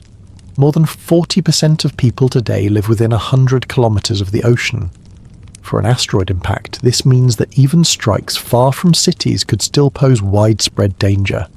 The ocean, silent and calm most of the time, can become a channel for destruction, spreading energy and devastation across vast distances, touching regions far from the initial point of impact. As we reflect on this, future seekers, it becomes clear that when considering asteroid threats, we must not only imagine craters on land or damaged cities, but also the silent, hidden danger of the sea. The ocean can amplify destruction in ways that are subtle until it is too late, reminding us that Earth's vast blue expanses are not a refuge, but part of a dynamic system shaped by forces far greater than ourselves. In this quiet, immersive moment, as we let these ideas settle, we begin to grasp the immense scale of the risks posed by the cosmos. The ocean holds beauty, life, and mystery, but also the potential to carry the raw energy of space across thousands of kilometres, impacting civilizations in ways we have never experienced. It is a reminder that Earth is a part of the universe, not separate from it, and that the heavens above can influence our world in profound, sometimes terrifying ways. As we drift further into the story of cosmic impacts, let's explore a quieter, slower danger, one that may not strike immediately with fire and waves, but that creeps into our world over months or even years. I'm talking about the long-term climate effects of a large asteroid strike, often referred to by scientists as an impact winter. Imagine a giant asteroid, perhaps several kilometres across, colliding with Earth. The initial explosion would be catastrophic, flattening landscapes, generating massive fires, and triggering tsunamis across the oceans. But even after the dust settles and the immediate shockwaves pass, the planet would face another, more insidious threat. The sunlight itself could be blocked for months or even years, plunging the Earth into a cold, dim reality. When an asteroid strikes, it ejects enormous amounts of dust, ash, and gases into the atmosphere. If the impact occurs on land, molten rock and burning forests send soot high into the stratosphere, where winds can carry it around the entire planet. This layer of debris acts like a massive curtain, reflecting sunlight back into space and reducing the energy that reaches the Earth's surface. Temperatures could drop dramatically, especially at higher latitudes, while sunlight, already diminished, becomes weak and scattered. Crops would fail, ecosystems would struggle, and many species, including humans, would face severe challenges for survival. Let's visualize this in a simple way. Picture standing on a calm morning, expecting the warmth of the sun to touch your skin, and finding instead a grey, dim light barely penetrating the sky. Days feel colder, plants struggle to grow, rivers and lakes begin to freeze earlier than normal. Even the oceans, though massive, cool down slightly, altering currents and weather patterns. This is not a temporary chill. It can last for years depending on the size of the impact. History gives us clues about how devastating such a scenario could be. Around 66 million years ago, a massive asteroid struck the area we now know as the Yucatan Peninsula in Mexico. This event contributed to the extinction of the dinosaurs and many other species. Scientists studying the geological record discovered evidence of soot, dust and debris that blocked sunlight globally. Temperatures dropped sharply, forests failed to regenerate, and the ecosystem took centuries to recover. The concept of an impact winter was born from these findings, a term describing the prolonged global cooling that can follow a massive strike. Smaller, more recent events could also have climate effects, though less severe. Even an asteroid a few hundred meters wide could send enough dust into the upper atmosphere to disrupt local and regional weather. Crops could fail for a season, ocean currents could shift temporarily, and sunlight would be partially dimmed, reminding humanity once again of the delicate balance between our world and the cosmos. Scientists today model these effects using advanced computers. They simulate dust clouds, wind patterns, ocean currents, and sunlight absorption.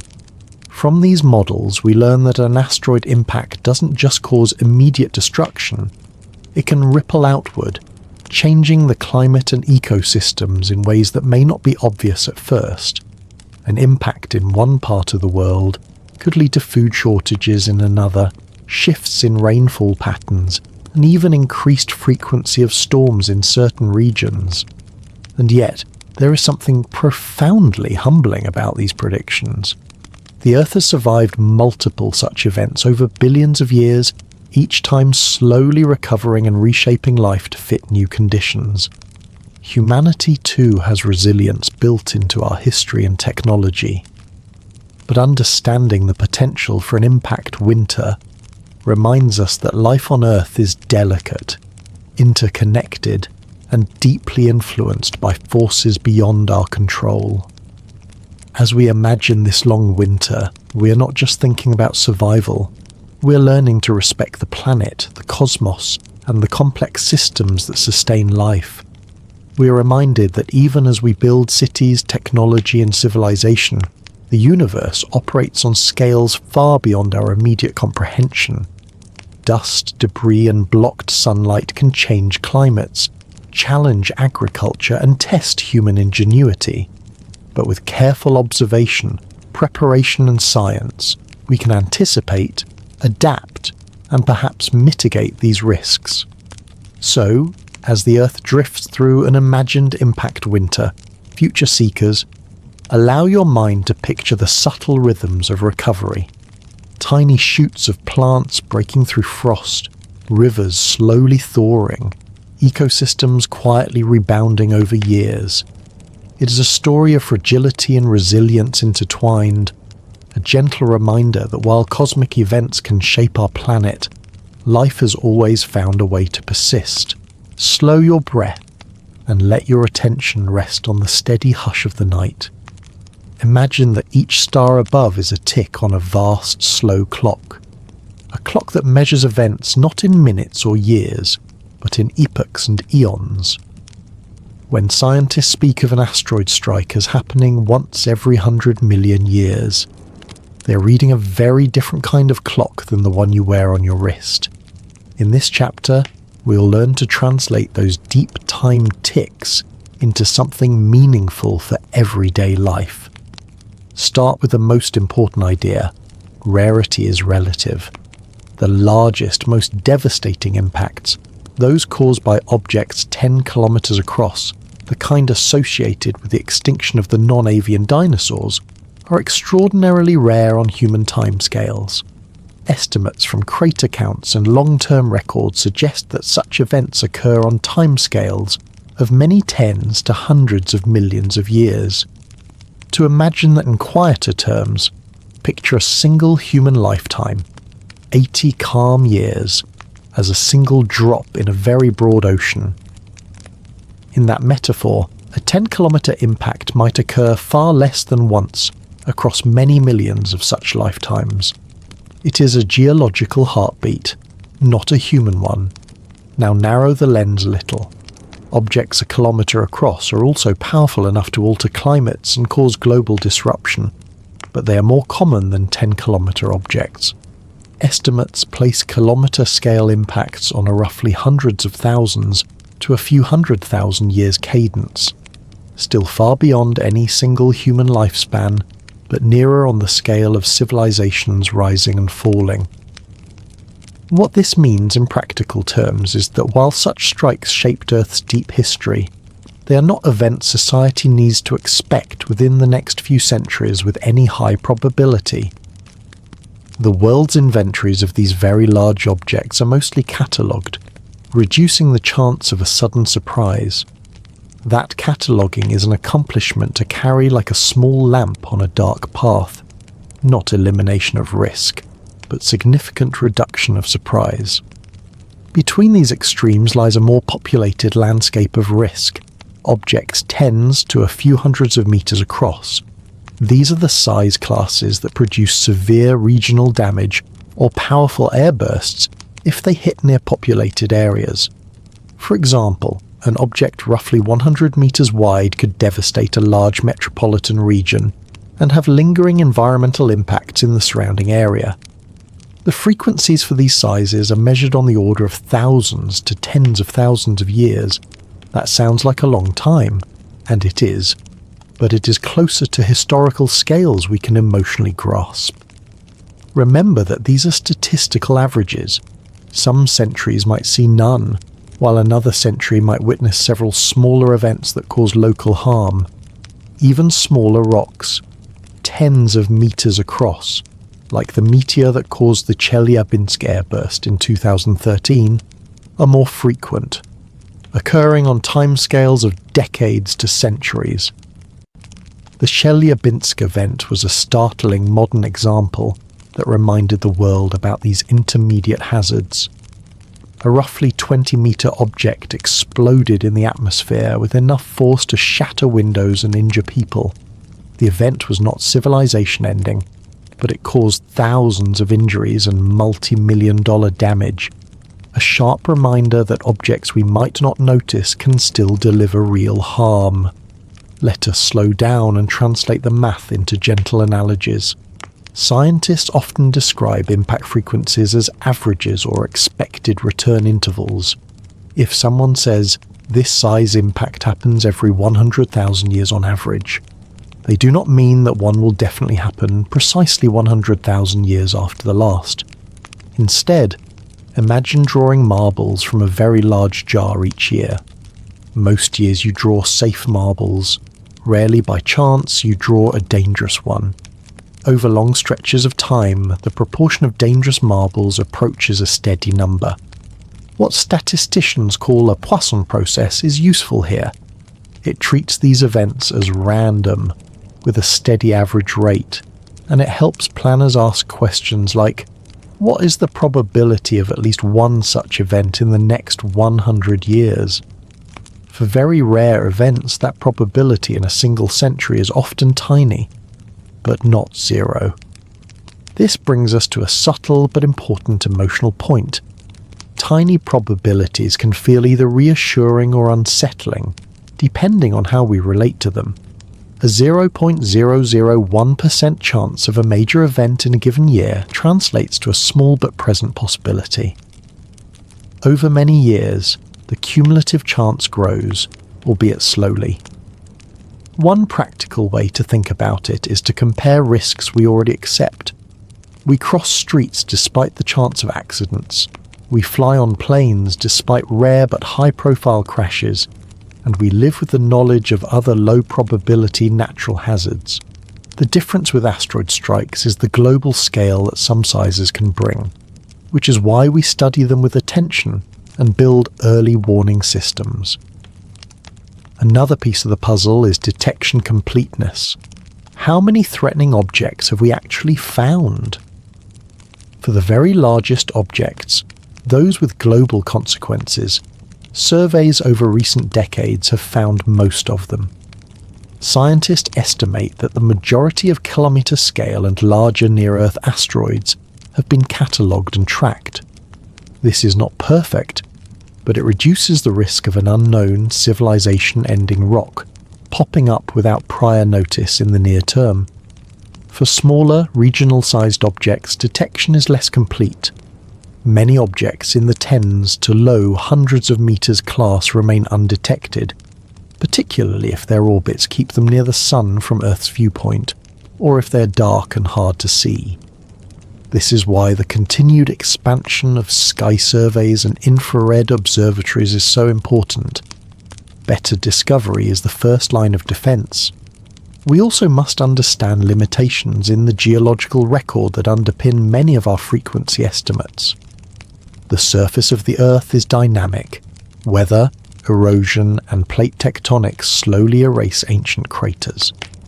Some parts of the planet preserve craters better than others. Deserts and stable continental interiors keep scars longer than the constantly shifting ocean floors. That preservation bias means ancient impacts may be undercounted in the visible record. Scientists compensate for this by combining crater counts with models of orbital dynamics and asteroid populations. The resulting estimates are well-founded but come with uncertainty bands. In essence, the numbers we use are best approximations, not absolute certainties. That uncertainty is not a failure, it is part of honest science. A gentle story may help anchor this. Imagine a small village by the sea that has kept a registry of storms for centuries. The registry shows the biggest storms in living memory and tells tales of older, larger storms passed down as stories. But the coastline has also changed.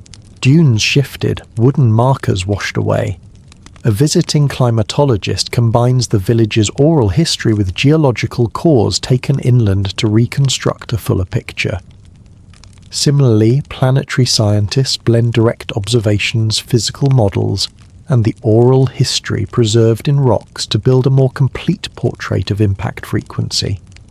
The result is richer and more reliable than any single data source alone. What about rare but possible surprises? The solar system's dynamics can be chaotic over very long timescales. Small nudges, from planetary encounters, collisions in the asteroid belt or gravitational resonances, can alter orbits slowly over millennia. This means that even objects currently on safe paths might be nudged into riskier ones far in the future. Fortunately, these processes operate slowly enough that monitoring and science-based interventions can matter. Detect early, act deliberately, and the odds of preventing a collision rise substantially. Finally, let us consider how to put probability into practice without fear. For truly catastrophic, extremely rare events, the most effective human response is to invest modestly and steadily in detection, international coordination, and research. For more frequent regional hazards, preparedness at the community level, emergency drills, resilient infrastructure, and robust communication yields immediate benefits whether or not a meteor event occurs. In other words, planetary defense is not only about building giant spacecraft, it is about civic preparedness, scientific curiosity, and a patient national and international commitment to watchfulness. As this chapter winds down, reflect on the quiet power of perspective. The numbers and averages we have discussed do not make risk vanish. Rather, they translate the cosmic scale into something we can plan for. By knowing how often different sizes of impactors tend to occur, by cataloguing the largest ones, and by steadily improving our surveys, humanity shrinks the realm of the surprising. We will continue our gentle exploration in the next chapter, where we will imagine, step by step, what a modern impact would look like at the local, regional and global scales, from an airburst over a city to a multi-kilometre strike, and how societies might respond in those different scenarios. Picture a quiet morning in a coastal city, the hum of traffic, the distant call of a market vendor, steam rising from a cafe cup. In the space of a single day, a meteor impact can unfold through 3 broad overlapping stages. These stages are useful frames for understanding consequences and preparing calmly. The immediate shock, the medium-term environmental and societal changes, and the long-term era of recovery and adaptation. We will travel through each, gently and deliberately, imagining both the physical phenomena and the human rhythms they touch. Stage 1. The immediate shock, minutes to weeks. In the first minutes, the event is raw and violent. Depending on where an object strikes, in the atmosphere, over land or in an ocean, the immediate experiences differ. An airburst releases energy high above the surface, producing an intense shockwave that can shatter windows, topple weaker structures, and create panic. A ground impact punches a crater, ejects molten rock, triggers local seismic waves, and can ignite large fires. A strike in shallow seas produces towering tsunamis that travel across coastlines, washing away the familiar edges of towns and altering coastlines in an instant. Think of the immediate shock in sensory terms. A blinding flash, like a camera bulb magnified beyond comprehension. A pressure pulse that rattles glasses and presses against the eardrum. A thunderous, low-frequency roar that seems to come from the belly of the world. In the minutes after, dust and smoke may fill local skies, and emergency sirens may rise and fall as responders attempt to assess the damage. Communications can be disrupted.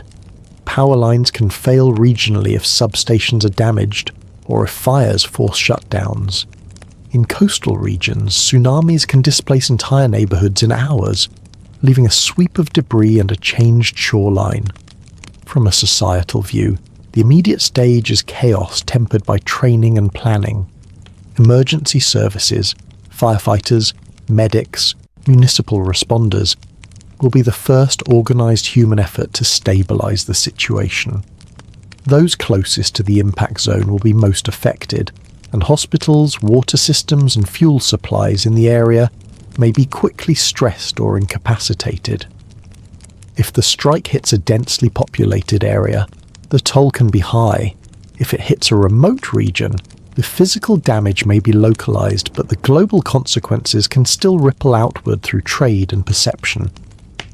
Stage 2.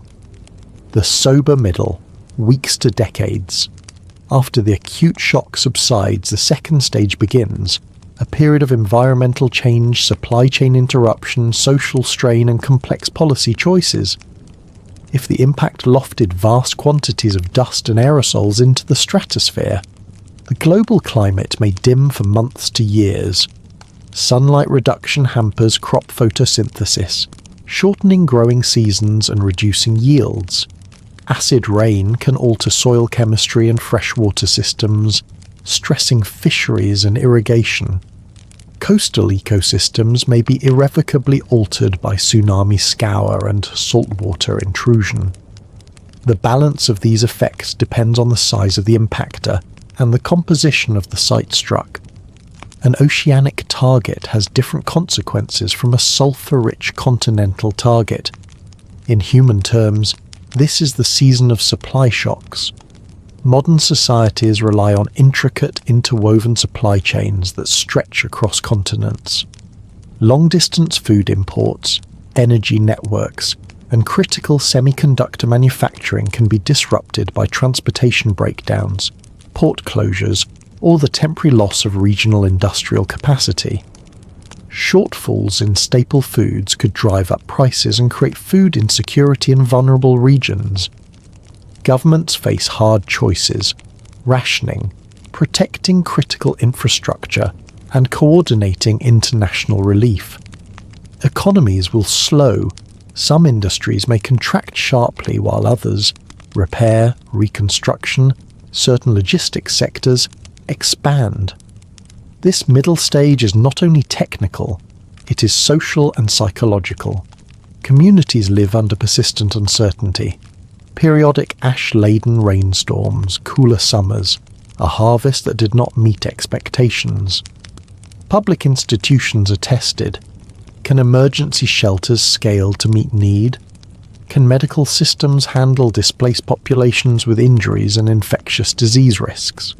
Importantly, social trust becomes a central currency.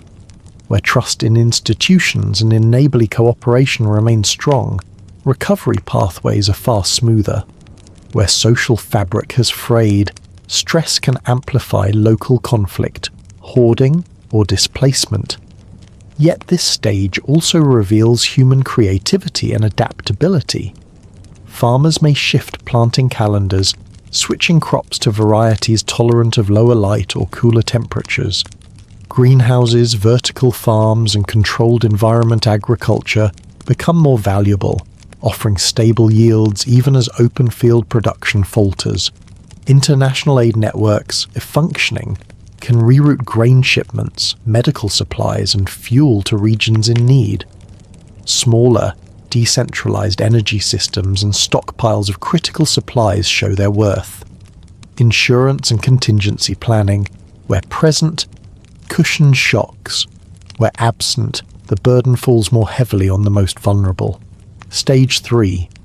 The long turn toward a recovery, decades to millennia. Slowly, always slowly, ecosystems and human societies begin to heal. The long-term arc depends on the severity of environmental forcing and on how nations and communities adapt. In the centuries after the Chicxulub event, ecological succession began anew. Hardy species recolonized burned landscapes. Soil slowly reformed, and new ecological interactions took hold. For humans, the recovery timeline is often shorter for infrastructure than for deep cultural or economic losses. Rebuilding cities, restoring ports, and repairing transportation networks can occur in decades if the political will and resources exist. The re-establishment of full agricultural output may take longer if climate anomalies persist, or if soils have been chemically altered. Recovery is not merely a return to a previous baseline, it is transformation. Economies may reorganize, supply chains may become more regional to reduce vulnerability to long-distance interruptions. Investments may flow into resilient infrastructure designed for a wider range of shocks. Urban planning may reconsider coastal development in light of tsunami risk. New norms emerge around food storage, emergency drills, and community mutual aid. Educational narratives incorporate the event, shaping how future generations think about planetary risk and stewardship. There are deeper, quieter consequences as well. Cultural memory of a meteor event can become myth and policy. Songs, poems, and local rituals can mark the anniversary of loss and rebirth. Scientific priorities can shift. Funding for planetary defense, atmospheric science, and agricultural resilience can rise. Human imagination changes subtly. An event that once seemed mythical is reinterpreted as a natural hazard to be understood and managed. Human stories illuminate each stage. Imagine a coastal town that lost its beachfront at the tsunami line and, a year later, is rebuilding with new setbacks and raised foundations. neighbours gather to replant windbreaks and to design communal seed banks. In a city farther inland, rooftop greenhouses sprout on apartment blocks, providing microclimates for fresh vegetables. A small engineering firm pivots to produce modular desalination units that help communities with contaminated freshwater.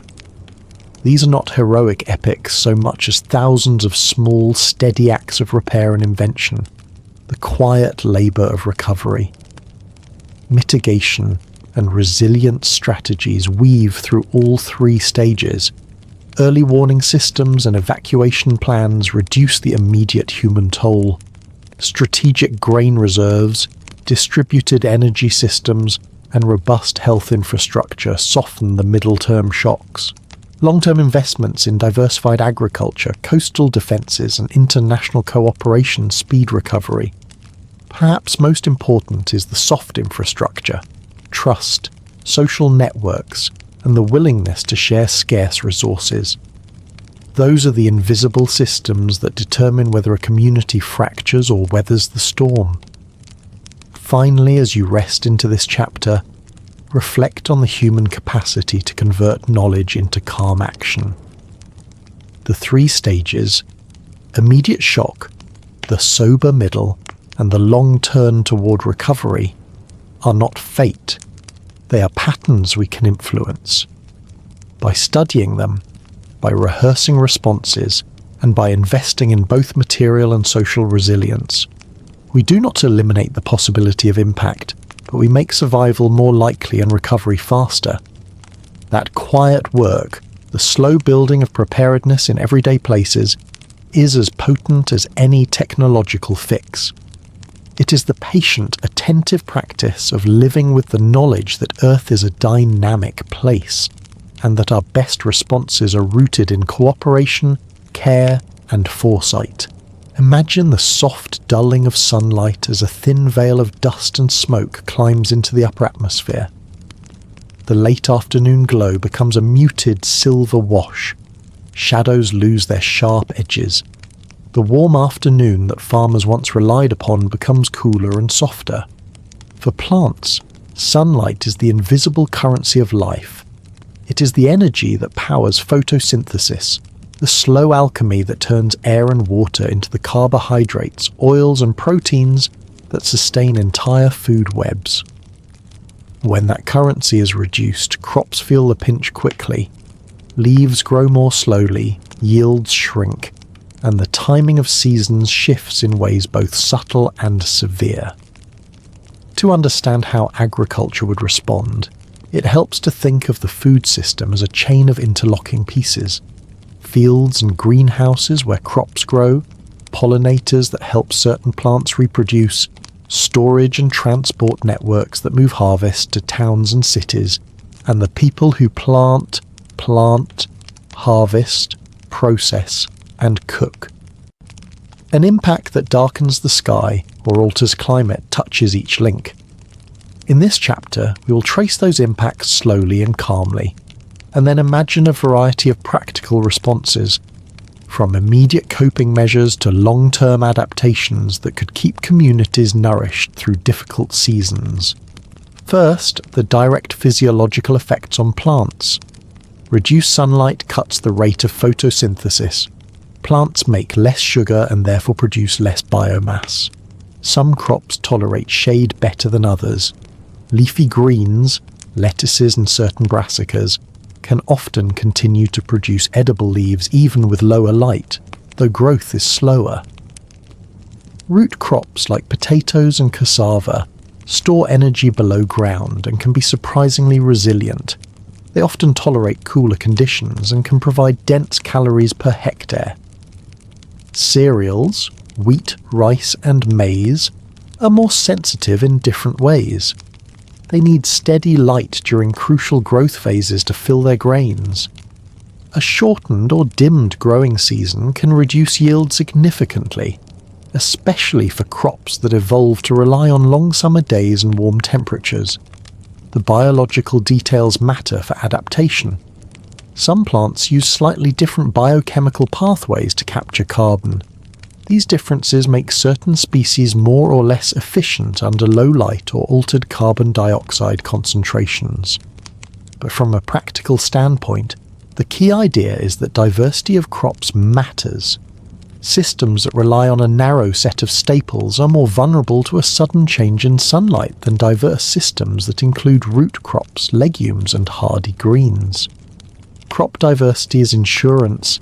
It may not prevent loss entirely, but it increases the chance that some foods remain available. Second, pollination and the web of dependent life.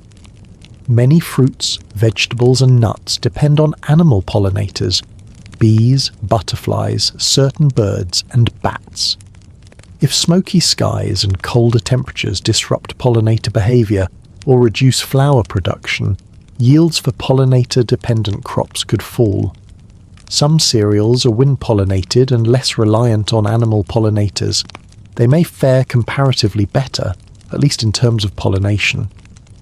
Where animal pollinators decline, human-managed pollination, hand pollination in small plots, or controlled pollination in greenhouses becomes an important stopgap, albeit labour-intensive.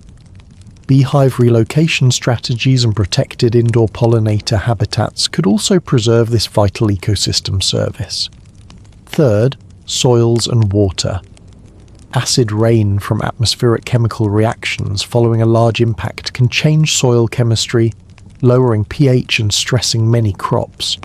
In agricultural practice, soils can sometimes be amended, lime applied to neutralize acidity, organic matter added to restore fertility, but such treatments require resources, transported materials, labour and coordination. Freshwater systems can be affected too. Runoff laden with ash or acidic compounds can harm fish and freshwater crops and contaminate irrigation sources. Desalination and water treatment technologies can help, but they require energy and infrastructure that may be strained during the middle stage after an impact. Fourth, livestock and feed. Modern animal agriculture depends heavily on concentrated feedstuffs, grains, soy, and other high-calorie inputs that often come from distant farms. Disruptions in crop harvest translate rapidly into feed shortages. Animals can be stressed by colder temperatures, contaminated pastures, and reduced forage. In such contexts, societies may face hard triage decisions. Prioritize human food stocks over feed, shift diets away from meat where necessary, or find alternative feed sources such as food waste upcycling, byproduct utilization, or short-term forage crops planted in protected environments. The transition is neither simple nor painless, but it is feasible as a triage and adaptation pathway. Now let us imagine practical adaptations, the calm, deliberate steps people and communities could take to keep themselves fed and to stabilize food systems. 1. Short-term coping measures, weeks to months. Rationing and coordinated distribution. When harvests dip, carefully managed rationing prevents panic hoarding and spreads limited supplies more equitably. Localities that practice calm, transparent distribution, announcing inventories, scheduled distributions, and priorities for vulnerable groups, reduce social friction. Local food banks and community kitchens. Neighbourhood food hubs can repurpose resources and provide warm, nutritious meals to those in need. Communal kitchens are efficient at using leftover staples and can stabilize nutrition across entire neighborhoods. Greenhouse triage. Existing greenhouses and high tunnel structures become precious. By prioritizing leafy greens, herbs, and fast-growing vegetables, these enclosed systems can provide fresh food even as open fields struggle. Simple technologies, low-tech thermal mass, row covers, and reflective mulches can extend growing seasons and protect tender crops. Seed and feed triage. Prioritizing seed preservation ensures the ability to replant in coming seasons. Likewise, conserving high-energy feed for milk-producing animals and labour animals, if still critical, helps maintain essential food and transport services. Second, mid-term resilience investments, months to years. Controlled environment agriculture, CEA. Vertical farms, hydroponics, and aeroponics use reduced land area and controlled light to produce steady yields. They can be scaled to feed dense urban populations in a distributed way.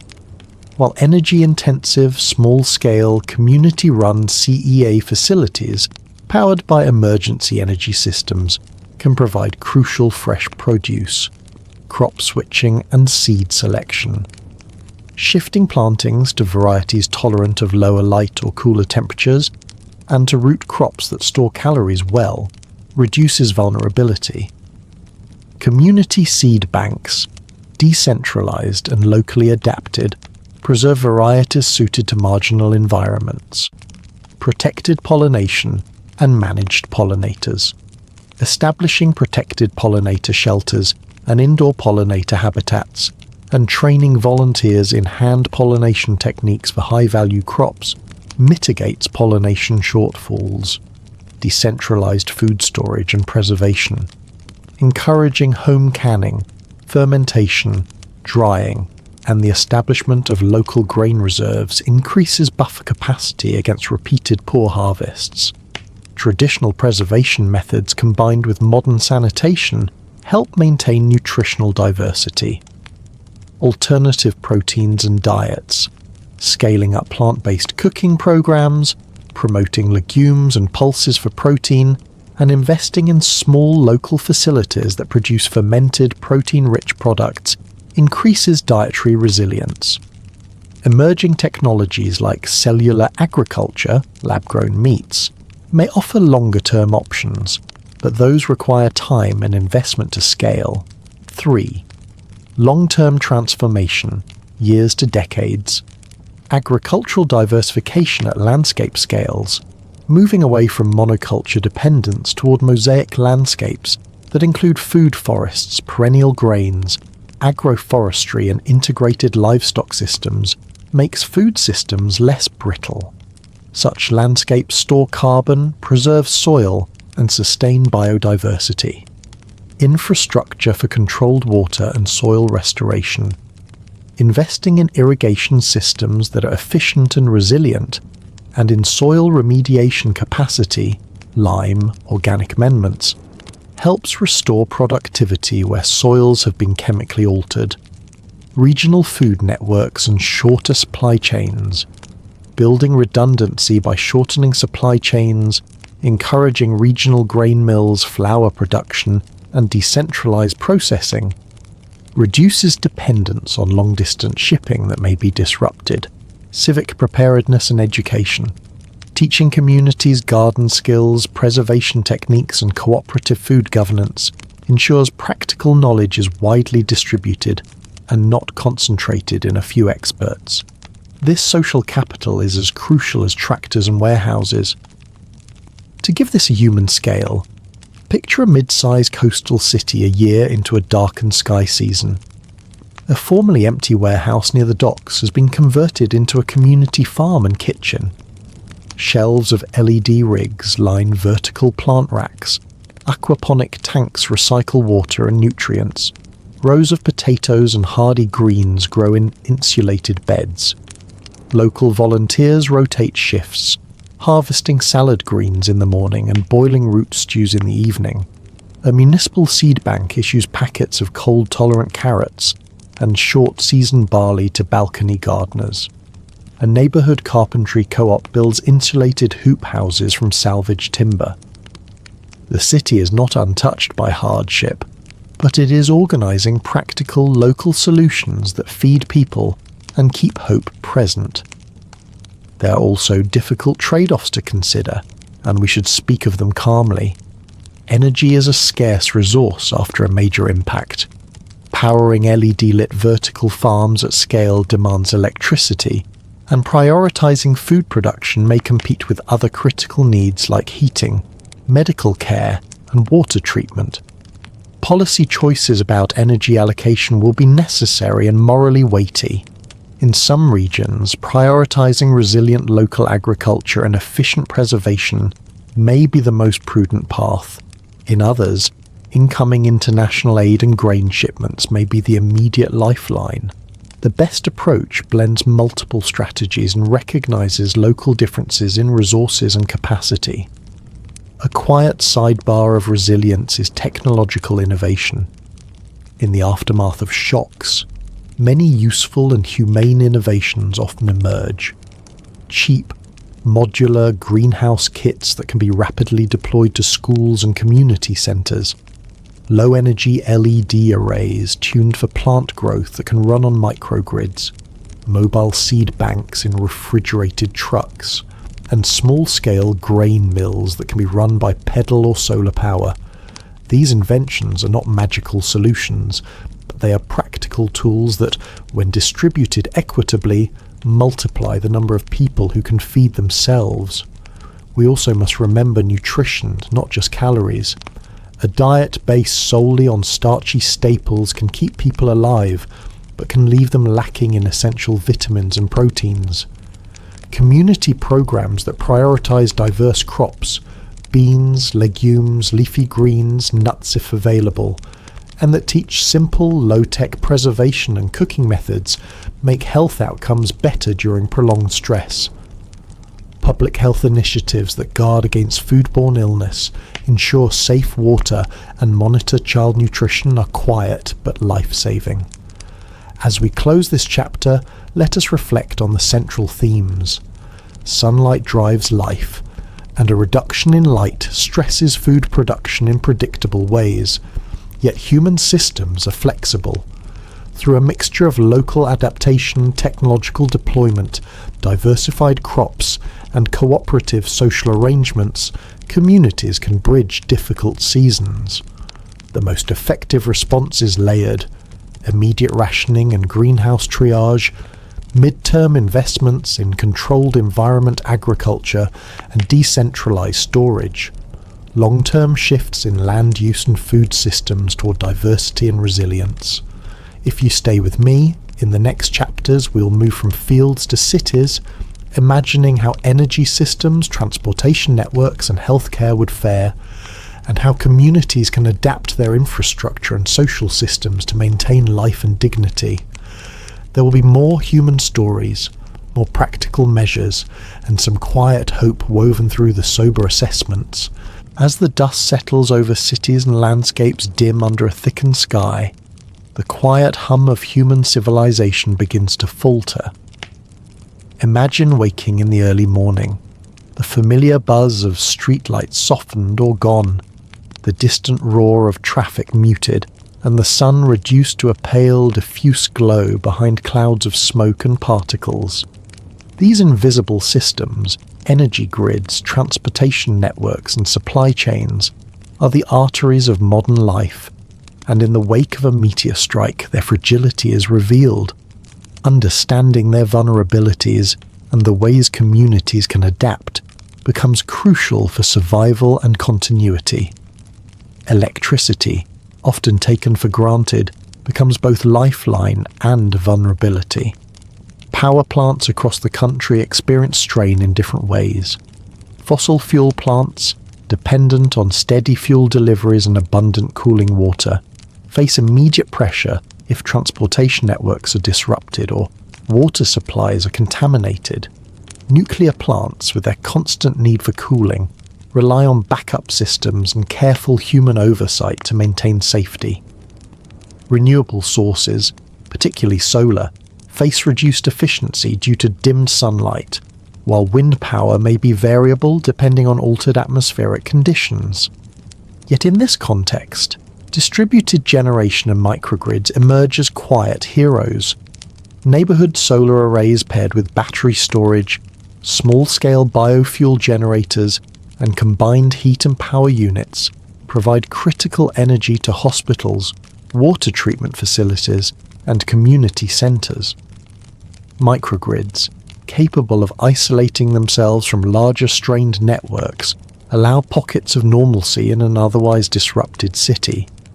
The challenge is not only technical but moral and social. Energy must be prioritised calmly, with hospitals, emergency services, and water treatment facilities taking precedence. Communities that adopt transparent demand management, shifting non-essential electricity use, coordinating energy-intensive activities during periods of available sunlight, and sharing microgrid resources see remarkably stable outcomes. Picture a small coastal town where a local microgrid manager orchestrates a schedule ensuring the clinic runs continuously. Municipal water pumps operate during carefully allocated hours, and a community centre powered by stored energy provides warmth, food, and charging stations each evening. The quiet cooperation of neighbours, lending a generator, sharing batteries, volunteering maintenance skills, illustrates the human heart of technological resilience. Transportation networks face parallel challenges. Roads may be blocked by debris, landslides, or structural damage. Fuel shortages limit trucking, yet local ingenuity finds solutions. Bicycle delivery networks, carpool systems, and small electric vehicles can preserve mobility within neighbourhoods. Railways, while efficient for bulk freight, depend on intact signalling systems and undamaged tracks. Damage to key bridges or terminals can sever long-distance routes, but maintenance crews, if trained and coordinated, can restore partial connectivity faster than road alternatives in some cases. Ports, the central nodes of global trade, are particularly vulnerable. Tsunami damage or disrupted electricity can render cranes and container yards inoperative, stranding ships offshore. The ripple effect touches distant factories, supermarkets, and hospitals, highlighting the intertwined nature of modern supply chains. Aviation, too, reliant on fuel and visibility, may grind to a halt in dusty skies, delaying aid and specialist supplies. Supply chains themselves, optimized for efficiency rather than resilience, reveal their fragility. The concentration of critical manufacturing, from semiconductors to specialized chemicals, in a few locations creates bottlenecks. Lean inventories, designed for just-in-time delivery, provide little buffer when shocks interrupt production. Interdependencies multiply problems. A power outage at a refinery can halt fuel deliveries, which in turn slows transportation, which then constrains food and medical supply distribution. Yet resilience can be cultivated. Strategic reserves of essential goods, regional diversification of suppliers, and modular repairable design of critical equipment reduce the chance of cascading failure. Mobile manufacturing units, including 3D printers repurposed to produce essential components, can fill urgent gaps. Most importantly, human skill and knowledge, technicians, mechanics, logisticians, form the backbone of recovery. Even a simple act like a volunteer repairing a water pump or a mechanic rewiring a critical distribution panel can prevent system collapse. When resources are constrained, prioritization becomes both technical and moral. Energy and transport must serve critical services first: hospitals, water systems, emergency response centres, while equity considerations ensure vulnerable populations are supported. Investments with multiplier effects, such as keeping a water pump operational, yield outsized benefits by preventing disease and reducing hospital load. Communities that organise around transparent cooperative frameworks, where neighbours share tools, fuel and labour, reinforce both technical and social resilience. Over months and years, these disruptions prompt long-term transformations. Electrification, paired with renewable energy and substantial battery storage, can reduce dependence on vulnerable fuel supply chains. Grid modernization enables isolation of faults and dynamic demand management. Regionalization of manufacturing shortens supply lines, while infrastructure hardening, protecting bridges, tunnels and substations, lowers the risk of repeated failure. Scenario planning and community exercises, often overlooked in times of peace, prove invaluable, revealing weak points before they become crises. Visualize a city reshaped by these adaptations. Microgrids pulse quietly across neighborhoods, independent yet connected in emergency coordination. Logistics councils convene in calm rooms, mapping out fuel, food, and medical distribution with clarity and precision. Repair hubs hum with volunteers learning to maintain generators, pumps, and essential devices. The city may no longer function exactly as it once did, but it operates, nourished by careful planning, distributed technology, and a cooperative spirit that multiplies every scarce resource. In the end, the quiet truth emerges. The survival of civilization after a large impact depends as much on social cohesion and human ingenuity as on technical systems. Energy, transport, and supply chains are fragile, but not helpless. Through foresight, decentralization, and collaboration, societies can absorb shocks, maintain essential functions, and create pathways toward recovery. It is in the deliberate, patient work of planning, sharing, and adapting that resilience takes root, ensuring that even in the shadow of a cosmic threat, life and hope continues. When we imagine the aftermath of a meteor strike, our first thoughts often go to the blazing impact, the collapsing buildings, and the shockwave tearing across landscapes. Yet, the destruction of stone and steel is only the beginning. Beneath the surface of society lies a more fragile structure, the health of human bodies and the resilience of human minds. And in the long shadow of a global catastrophe, this structure is tested in ways that history has shown to be devastating. The dinosaurs, after their fateful encounter with the Chicxulub impactor 66 million years ago, did not perish in a single day. Many species lingered for months, even years, caught in a world where food chains collapsed and the atmosphere itself turned against them. What we learn from that time is that survival is not only about escaping the blast, but enduring the slow grind of ecological collapse that follows. For humans, a meteor strike of catastrophic scale would place unprecedented strain on healthcare systems. Hospitals, already vulnerable to overload during natural disasters, would face waves of injured survivors, burns from searing heat, broken bones from collapsing structures, and trauma from flying debris. Supply lines that keep these institutions running, the steady flow of medicines, electricity, clean water, could be severed within hours. Just as the dinosaurs faced starvation when plants withered in darkness, our medical systems could face collapse when the basic lifelines are cut. But it is not only physical wounds that matter. Disease would find fertile ground in the chaos. History offers grim lessons. After the eruption of Mount Tambora in 1815, famine and cholera followed swiftly, spreading across weakened populations. A meteor strike would be no different. Dust in the atmosphere could contaminate water supplies. Crowded shelters might become breeding grounds for influenza or pneumonia. With sunlight dimmed and harvests lost, malnutrition would weaken immune systems, allowing even minor infections to become fatal. And yet, perhaps the most enduring scar would not be visible under a microscope or an X-ray machine. It would lie in the minds of survivors. Imagine waking each day to skies that never clear, to crops that never grow, to the silence of birds and the disappearance of animals. The psychological toll would be immense. Fear, grief, and uncertainty would ripple through entire populations. Some would struggle with despair, unable to envision a future. Others would carry the burden of survivors' guilt, a haunting sense of having lived while loved ones did not.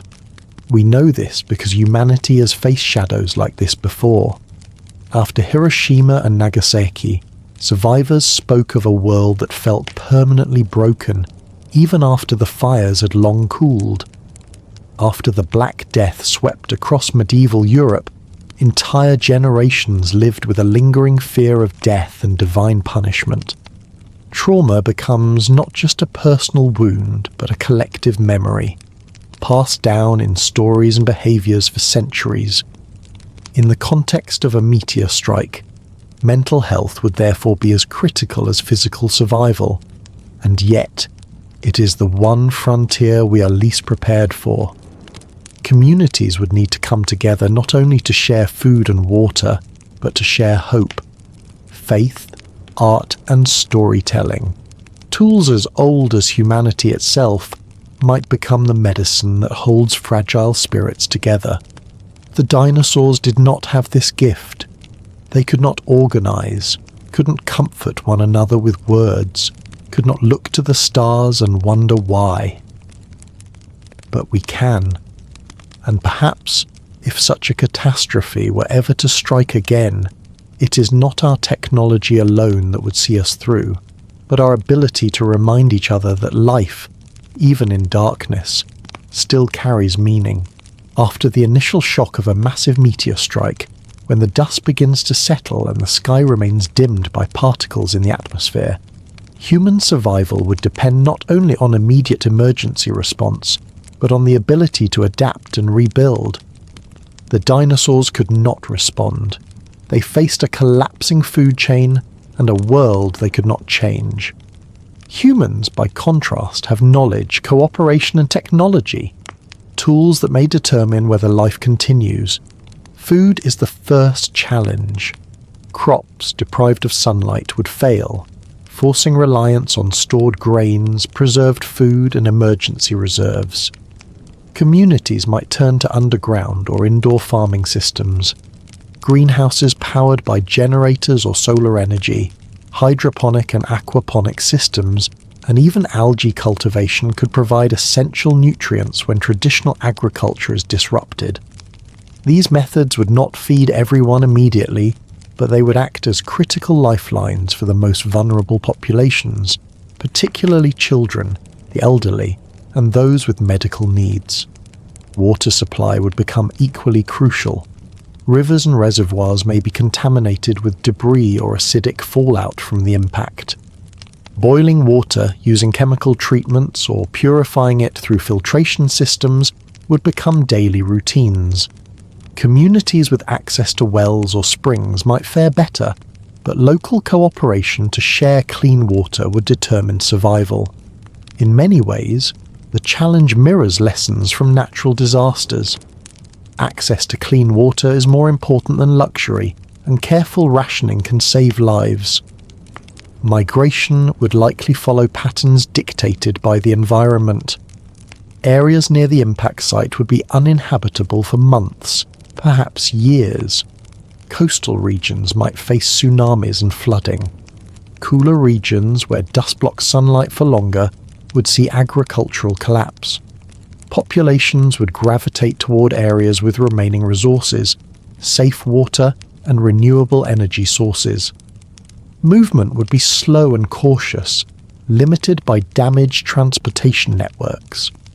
Unlike the dinosaurs, humans can plan these migrations, establish temporary settlements, and coordinate supplies, yet the social strain would be immense.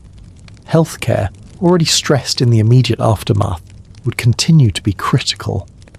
With infrastructure damaged, hospitals might operate at limited capacity, and local clinics would become lifelines.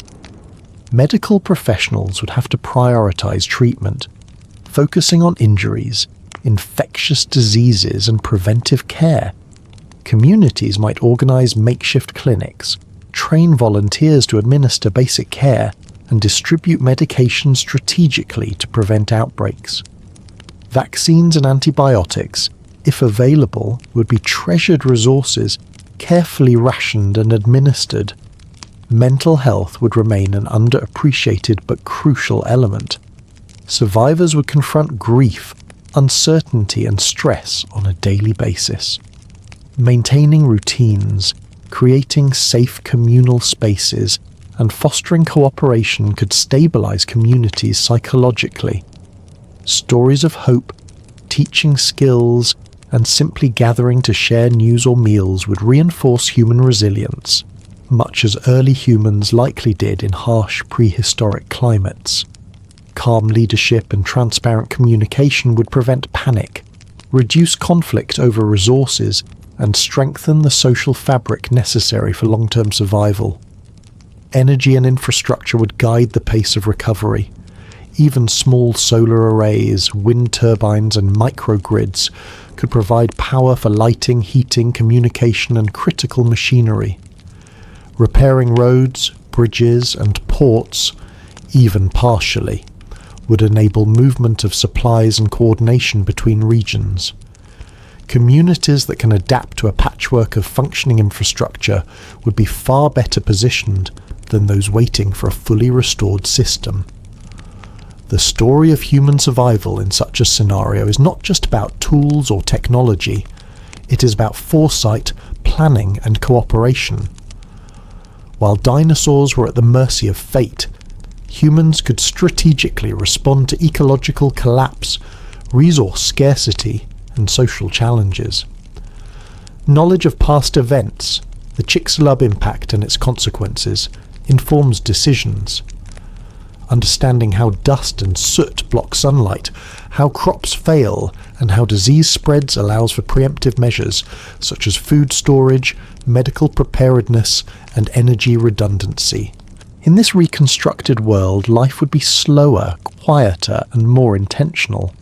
Each meal, each movement, each repair would carry significance. Communities would rediscover local skills, from gardening to water purification, and technology would serve a practical, immediate purpose rather than convenience. Education and shared knowledge would be as important as physical survival, passing down techniques for farming in low-light conditions, maintaining generators, and managing scarce medical supplies. Ultimately, while the initial strike could resemble the extinction of the dinosaurs, the potential outcome for humanity is far more complex. Survival would depend not on chance alone, but on planning, adaptability, and the ability to work together. In this way, history might repeat itself in the natural devastation caused by the meteor, but human response could fundamentally alter the story, creating a path from chaos to cautious reconstruction rather than total extinction. When the meteor strikes Earth, the devastation does not end with the explosion, the fires, or even the immediate loss of life. The true danger lingers in the skies above. Dust, ash, and vaporized rock thrown high into the atmosphere create a blanket that darkens the world. Sunlight struggles to break through. The planet enters what scientists call an impact winter. For weeks, then months, the skies remain grey and heavy. Daylight feels dim, like a permanent dusk. Temperatures fall sharply across the globe. Crops that depend on warmth and sunlight wither, and fields that once supported entire regions lie barren. Forests grow quiet as many plants fail to bloom, and animal populations, especially those reliant on steady food supplies, dwindle. This sudden cooling mirrors what scientists have studied from the extinction of the dinosaurs. When the Chicxulub meteor struck 66 million years ago, its dust cloud caused global temperatures to drop drastically. The sunlight that nurtured plants was gone, and with it the food chain collapsed. The dinosaurs, unable to adapt to the rapid change, were among the countless species wiped out. For humans today, the impact winter would bring a similar test. Regions already cold would become nearly uninhabitable. Northern areas could see winters stretching endlessly, with frozen rivers and snow-covered land far into the year. Even temperate zones would experience freezing nights and shortened growing seasons. In contrast, some equatorial regions might fare slightly better, offering pockets of survivable climate.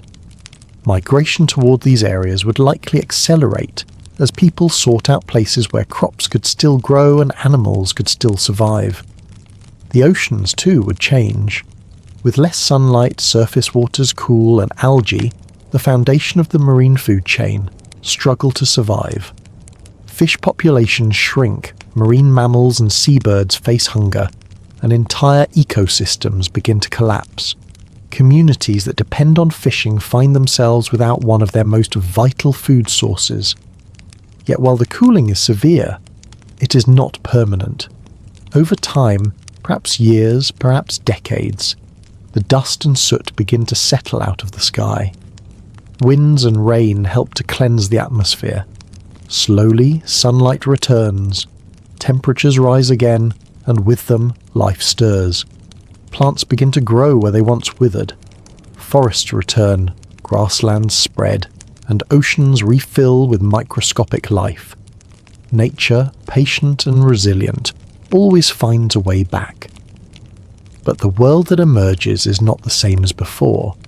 Just as the age of dinosaurs gave way to the age of mammals, humanity might find itself living in a reshaped Earth. Certain species would vanish forever, unable to cope with the harsh years of cold and hunger. Others, hardy plants, resilient insects, adaptable mammals, would thrive in the new conditions. Human beings, with their intelligence and technology, would likely endure, but they would be changed by the struggle. In this long winter, survival would not be only about enduring the cold or waiting for sunlight to return. It would be about learning to live differently. Societies might rebuild agriculture around fast-growing light-resistant crops. Energy systems would need to adapt to darker, colder conditions. Communities might adopt underground storage, indoor farming, and more communal ways of living. The lesson, hidden in the grey skies, would be clear. Humanity cannot control the natural world, but it can prepare for it, adapt to it, and endure it. The dinosaurs could not make tools or plan migrations. They could not gather around fires or build shelters to fight the cold, but humans can, and that difference could mean the line between extinction and survival. The long winter would test every aspect of civilization. Yet, if faced with courage and cooperation, it would also mark the beginning of a new era. A chance for humanity not only to endure, but to grow wiser in its relationship with the fragile, unpredictable Earth. When the dust finally settles and the skies slowly brighten, the world breathes again. After years of dim sunlight and freezing winds, the return of warmth feels like a second dawn for Earth. But it is a dawn over a planet forever changed. Extinctions leave behind vast, empty spaces in the food chain, and nature does not let such spaces remain empty for long. We have seen this pattern in Earth's history. When the dinosaurs disappeared, mammals, small, adaptable and quick breeding, stepped into the vacant role of dominant creatures. Forests regrew, rivers carved new paths, and over millions of years entirely new species appeared. Evolution thrives on opportunity, and after every great die-off, it reshapes the planet into something new. In a modern impact scenario, the same process would begin. Some plants, those that can survive with little light, or grow quickly once the sun returns, would spread first. Grasses, hardy shrubs, and pioneer trees would push into the barren ground, stabilizing the soil and providing food for insects and small animals. These humble beginnings would lay the foundation for larger ecosystems. Insects, resilient and adaptable, would almost certainly thrive. Their ability to survive on decaying matter, reproduce quickly, and endure harsh climates would allow them to spread rapidly. Birds, descended from the dinosaurs that once ruled the Earth, might be among the survivors too, filling the skies again as conditions improve. Marine ecosystems would also find a way back. As the ocean's warm and light penetrates the surface, plankton and algae return, sparking life through the food chain. Small fish follow, then larger predators. Coral reefs, though fragile, might one day regrow in warmer seas. Slowly, the oceans breathe life again, though altered in form and balance. For humanity, witnessing this recovery would be both a challenge and a wonder. Entire generations might grow up in a harsher, quieter Earth, only to see green return to grey landscapes and hear bird songs in forests that were once silent. It would be a reminder that the Earth does not simply end, it transforms. Life bends, it adapts, it reshapes itself into forms that can endure. Yet this rebirth would not erase the cost. Some species would vanish forever, the ones too specialised, too fragile, or too dependent on precise conditions. Just as we can only imagine the dinosaurs' calls, future humans may remember familiar animals only through records, photos, or stories. The loss would shape culture, memory, and identity. But perhaps the most profound shift would be in humanity's place within this reborn world. Unlike the dinosaurs, humans would not only be survivors, but active participants in Earth's recovery. With knowledge, tools, and foresight, humanity could help guide the rebirth, protecting ecosystems, preserving seeds, and reintroducing species where possible. The choice would stand before us, to repeat the mistakes of the past, or to live in harmony with a planet that has reminded us of its immense power. History tells us that Earth always heals, even after its darkest hours. The question is never whether life will return, it is always what form it will take, and whether we, as a species, will be there to see it. The story of rebirth after an impact is not one of despair, but of resilience, of a planet that always finds a way forward, and of a humanity capable of surviving, adapting, and perhaps even thriving in the wake of catastrophe. As Earth begins its long process of recovery after a meteor strike, the role of humanity becomes central. Unlike the dinosaurs, we would not simply endure passively, waiting for nature to restore itself. We carry with us knowledge, tools, and foresight. These gifts give us the power to influence how life rebounds, for better or worse. In the first fragile years, survival would demand focus. People would tend crops in artificial greenhouses, cultivate fungi and algae in underground farms, and raise hardy livestock bred to withstand the colder climate. But as stability returns, attention would slowly turn outward, to the land and sea themselves. Rebuilding ecosystems would become as important as rebuilding cities. Seed vaults, like the Svalbard Global Seed Vault already buried deep in the Arctic, would become lifelines. Stored within their frozen chambers are thousands of varieties of plants, wheat, rice, maize, beans, and countless others. From these vaults, new life could be reintroduced, slowly bringing green back to barren landscapes. Scientists and farmers alike would carry these seeds into fields of ash and rubble, planting hope where the earth seemed empty. Animals too might be reintroduced with care. Zoos, sanctuaries, and genetic archives hold the key to saving many species. Some might be bred in protected enclosures, then released into recovering forests and plains. In time, the cries of wolves, the trumpets of elephants, or the simple buzz of bees could return to echo across landscapes reshaped by the meteor's fury. Technology would be a bridge between collapse and rebirth. Artificial ecosystems, carefully managed in biospheres, could preserve endangered species until the outside world is ready to support them again. Drones might scatter seeds across wide tracts of land, while satellites track regrowth from orbit. Even in the oceans, humanity could step in, creating artificial reefs where coral has died, or protecting breeding grounds until marine life regains its strength. Yet with this power comes responsibility. Every choice in guiding recovery carries weight. Do we try to restore the old balance of nature, or accept that new ecosystems will emerge? Ecosystems that may look very different from what came before. After the dinosaurs, mammals filled the earth, creating a world unlike any that had existed before. A future impact might do the same, giving rise to creatures and landscapes that seem strange, but are perfectly adapted to the changed Earth. And then there is the deeper question: will humanity learn humility? Will we recognize that we are guests on this planet, not its masters? For many, the meteor would be a harsh reminder of the planet's raw power, a force far beyond human control.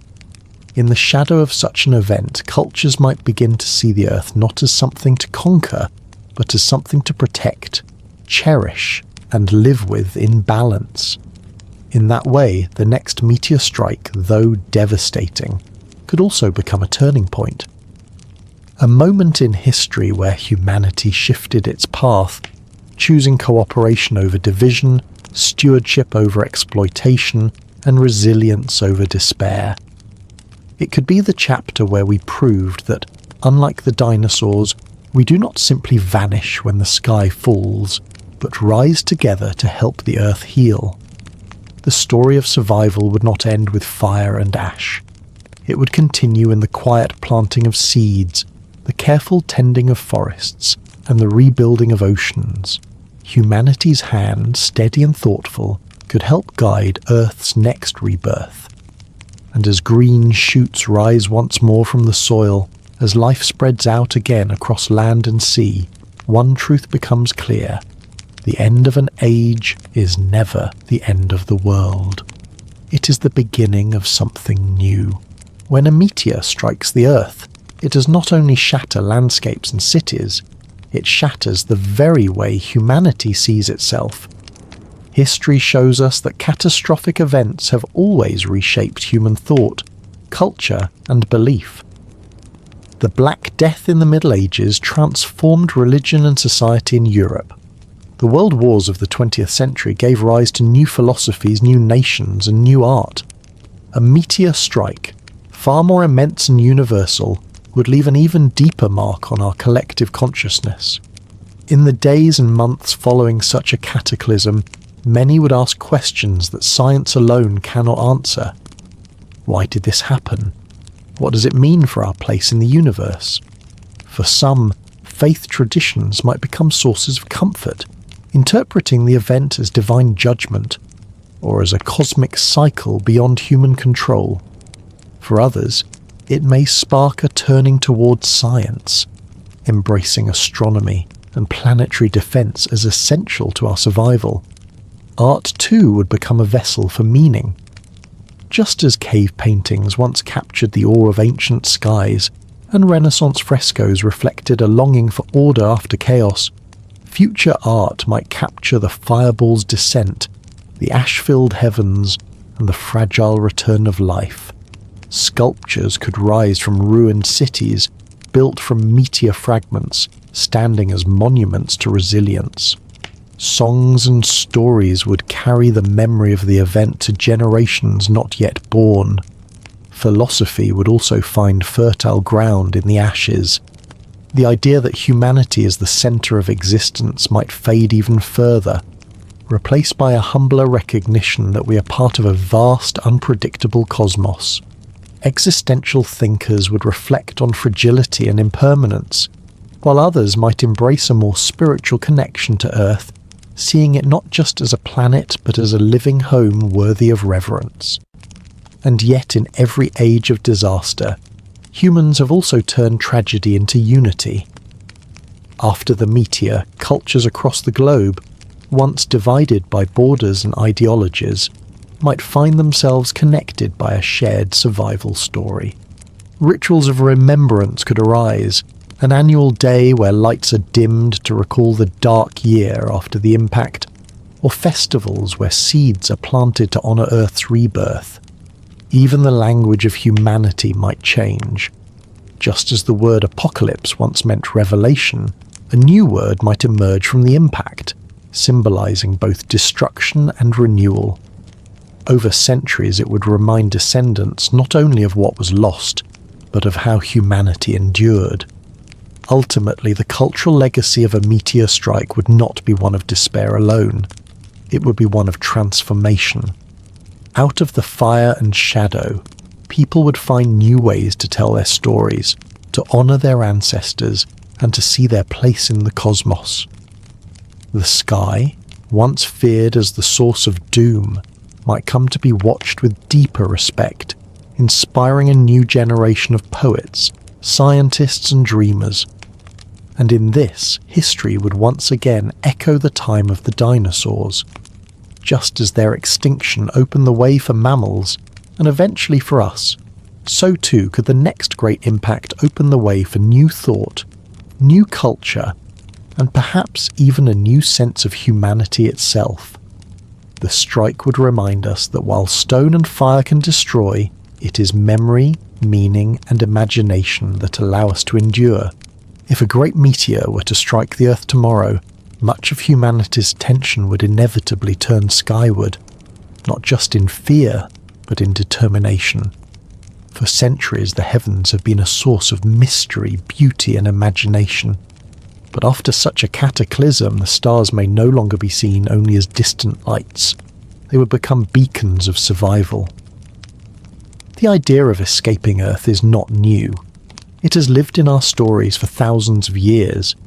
Ancient myths often spoke of people ascending into the sky, or gods dwelling among the stars. In the modern era, science fiction expanded these dreams into entire galaxies filled with life. And in our own lifetime, we have watched real spacecraft carry humans beyond our planet's protective cradle, if only for brief journeys. But a meteor strike would make this dream more urgent. Suddenly the question would not only be, can we reach the stars, but must we reach them to survive? In the first decades after the impact, efforts would likely focus on protecting Earth itself. Telescopes, satellites, and planetary defense systems would be built with unprecedented speed. Nations might unite under a shared banner, pooling resources to ensure that another asteroid does not take humanity by surprise. For the first time in history, global survival could outweigh global rivalry. Yet, there would also be a push to create lifeboats beyond Earth. Colonies on the Moon or Mars, once thought of as distant science projects, could become vital refuges. A meteor strike would prove that Earth is not invincible, that even the most powerful civilizations can be undone by forces from the sky. In that light, building sustainable habitats elsewhere would seem less like ambition and more like necessity. Imagine it, domed cities on the Moon, glowing softly beneath the black sky, where survivors could walk inside safe corridors lined with greenhouses. On Mars, settlers might carve life into its rusty deserts, carrying with them the memory of Earth's forests, oceans, and skies. Each new outpost would not only represent survival, but also a living tribute to the world they left behind. This does not mean abandoning Earth. Even after an impact, Earth would remain humanity's true home, rich with history, memory, and spirit. But spreading into space could give us a safeguard, a way to ensure that the story of humankind continues even if Earth faces another cosmic catastrophe. There is also a deeper meaning in reaching the stars. Just as the meteor would humble us, showing how fragile we are, so too would the pursuit of space exploration lift us, reminding us how far we can go. It would be an act of hope, a statement that we are not simply waiting for the next impact, but actively shaping our destiny. In time, this outward journey could transform humanity itself. The children born on lunar colonies might grow up with a new sense of identity, not just citizens of nations, but citizens of the cosmos. Perhaps they would look back on the meteor not only as a disaster, but as the turning point, the moment humanity realized it was meant to expand, to protect itself by reaching beyond a single fragile planet. If the dinosaurs had the intelligence and tools to look beyond their skies, perhaps they too would have endured. Humanity, unlike them, has that chance. The question remains, will we take it before the next great fireball falls?